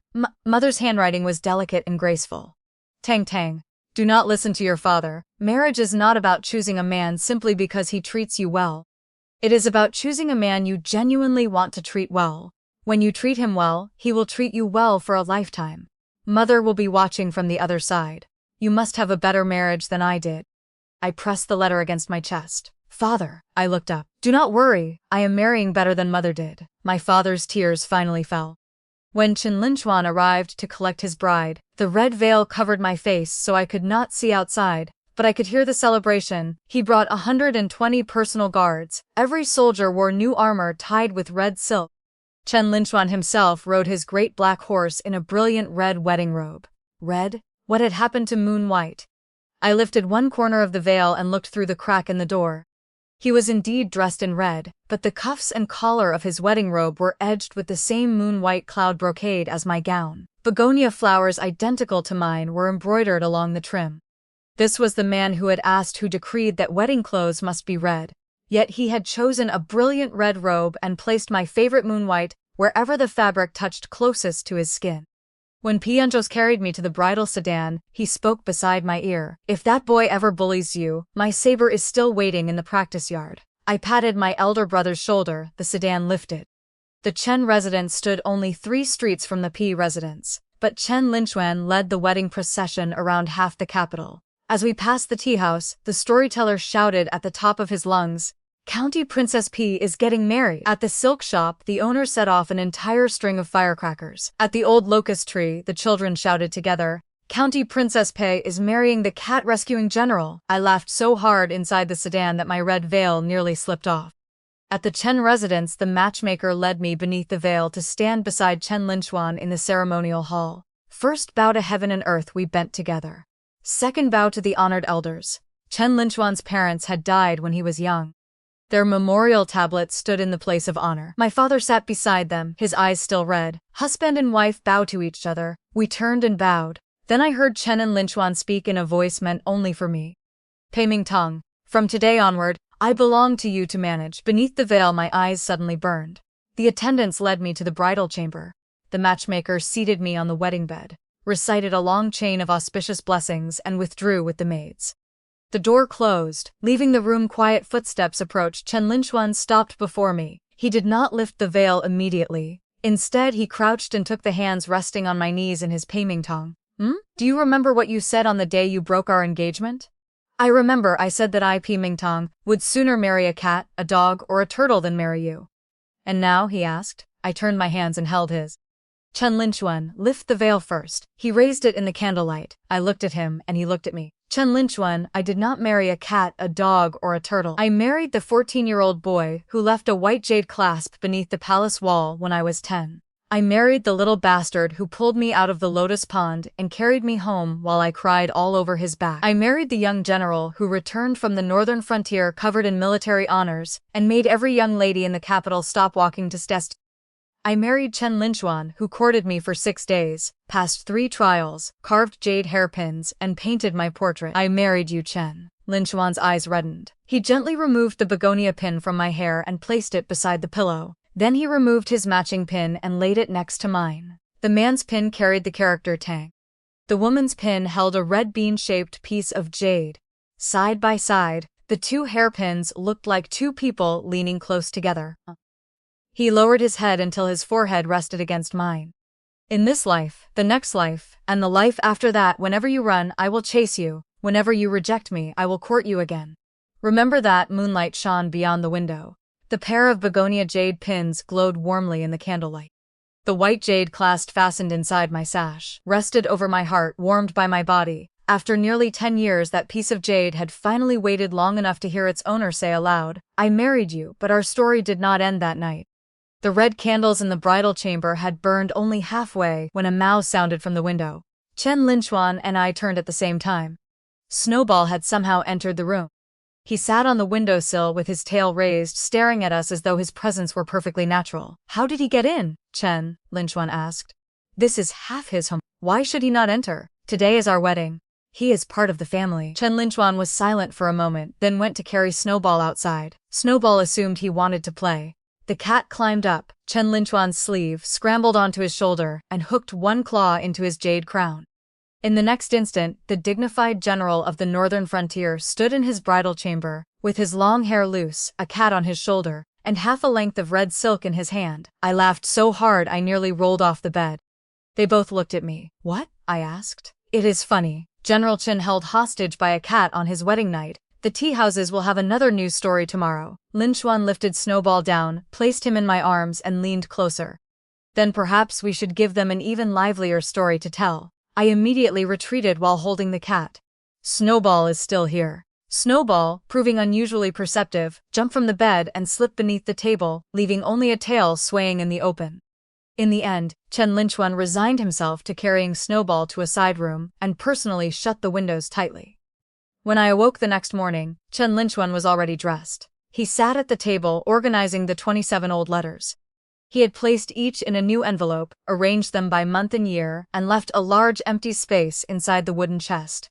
"What is that space for?" "The letters I will write you in the future. We live in the same residence." "Why would you write letters? If I am at the military camp while you are home, or if I return to the northern frontier while you remain in the capital, there will always be times when we cannot meet." My heart tightened, though my mouth answered sharply. "Then you must write one every day. For each missing letter you will kneel in the study for 1 extra day after you return. General's wife, you govern me so strictly. Is it too late to regret the marriage?" Chen Linchuan locked the chest and placed the key in my palm. "It is already too late." Married life proved far livelier than I had imagined. Outside, Chen Linchuan was a decisive and formidable general. After returning home, however, he first had to report 3 matters to me: where he had gone, whom he had met, and whether he had eaten on time. At first he tried to answer with a perfectly serious face. When he discovered I truly verified his reports, he ordered Lu Xiao to deliver a daily record of the general's movements. The first day read, at dawn, trained the troops in the morning, entered the palace. At noon ate a meal, encountered no unrelated women. The second day read exactly the same, including, still encountered no unrelated women. On the third day Lu Xiao added, the general asks when madam will visit the military camp. The officers and soldiers wished to meet the general's wife, who was captured for a 300-tael reward. I took up a brush and wrote a 4-character reply beneath it, meaning, the reward is too low. The next day, a new notice appeared at the camp gates. If the general's wife escapes again, the reward shall be 3,000 taels, paid personally by General Chen. I rode to the camp in a fury to settle accounts with him. Instead, all the officers and soldiers in the camp formed ranks to welcome me. Their shout was so loud that every bird above the training ground flew away. Chen Linchuan stood at the front, smiling with remarkable calm. Madam delivered herself to the camp. Have we saved the 3,000 taels? In front of 3,000 soldiers, I seized his ear. You saved it? Kneel in the study when we return home. From that day onward, everyone in the Northern Army knew that General Qin feared neither heaven nor earth. He feared only his wife opening her account book. Half a year after our marriage, snowstorms rose again along the border. This time Chen Linchuan had to return personally to the northern frontier. On the night before his departure, I packed his luggage. Travel rations, knee guards, thick socks, and an entire box of writing paper. He sat on the edge of the bed watching me work, then wrapped his arms around me from behind. This journey will probably last 3 months. I know it may be longer. I tucked the final packet of cold weather medicine into the trunk. Then write every day. For each missed day, you kneel 1 more day after returning. He pressed his face against the side of my neck and remained silent for a long time. I knew what troubled him. I turned, held his face between my hands, and made him look at me. Chen Linchuan, I am not my mother and you are not my father. The man I wait for will remember to return while I wait. I will not merely guard a single lamp. I will watch the grain winter clothes and medicine sent to you. You will fight at the front and I will protect the supply route behind you, so go without fear. Chen Linchuan looked at me as his eyes slowly reddened. You are no longer afraid? I am, I answered honestly. But fear does not mean I must run. 3 years ago, I saw a marriage contract and fled. Now I have finally learned to stand where I am, send the person I love where he must go, and wait for him to return. On the 7th day after Chen Linchuan departed, his first letter arrived. It contained a 4-character message, meaning reach the northern frontier safely. The second said, heavy snow today, miss you. The third included a dried blade of grass. He wrote that it was the first spring shoot to emerge from the snowfield. I replied every day. The first letter told him Snowball had overturned the ink. The second told him I had helped the Ministry of War inspect 2 batches of winter clothing. The third held only one sentence. The begonias are about to bloom. You had better return in time to see them. 3 months later, a thin snow fell over the capital at dawn. I was loosening the soil around the begonias when urgent hoofbeats sounded beyond the gate. Snowball reached the top of the wall before I could turn. I raised my head. Chen Linchuan stood outside the courtyard, covered in the dust of travel. Unmelted snow clung to his cloak. He had grown thinner, but his eyes were brighter than ever. Pamingkong, he called. I threw down the small garden shovel and ran toward him. He opened his arms and caught me securely, just as he had once caught the little girl who had fallen into the lotus pond years before. Did you not say you would arrive tomorrow? I missed you. I rode ahead. The commander-in-chief left his column without permission? Lu Xiao is bringing the rear force into the city half a day later. You abandoned your work to Lu Xiao again. He receives double pay. I buried my face against his chest and laughed. As I laughed, tears fell. Chen Linchuan panicked. Why are you crying? The wind blew into my eyes. There is no wind today. Then the snow on your cloak melted. He did not expose the lie. He only patted my back again and again. That spring, all 30 pots of begonias in the courtyard bloomed. The red ones were like me, the white ones like him, and King Dai carefully moved the pink ones beneath a window in the main courtyard. Another year passed. When the begonias bloomed again, we had a daughter. Chen Linchuan gave her the childhood name Zhao Zhao, hoping that her whole life would be filled with light and that she would never have to conceal love for years as we had done. The first word Zhao Zhao learned to say was neither father nor mother. It was woof. Every time Chen Linchuan held her, he teased me about the night he had barked in the alley. After hearing the story again and again, the little girl began clapping and shouting, woof, whenever she saw him. General Chen suffered a profound blow to his dignity. I held our daughter and laughed until I could not stand straight. See, I was not wrong all those years ago. In the end, I still married a dog. Chen Linchuan drew both Zhao Zhao and me into his arms and kissed my forehead. Fine, I am the dog. Then what are you? I am a county princess. Wrong. He took my hand and threaded his fingers through mine. You are my general's wife. Outside the window, Snowball lay beneath the begonia tree, basking in the sun. A small yellow dog Chen Linchuan had brought back from the northern frontier circled him, wagging its tail. Snowball found the dog annoying and smacked him on the forehead with one paw. The puppy did not become angry and continued following him. A cat, a dog, begonias, an old jade clasp, and a pair of jade hairpins warmed by passing years. I once believed marriage was a walled city that trapped people inside. Later, I understood that a person who truly loves you will not use those walls to imprison you. He will open the gate and let you leave. Then he will stand where you can see him every time you look back, waiting for you to choose your own way home. Chen Linchuan waited for nearly 10 years. For the rest of our lives, it would be my turn to walk slowly beside him.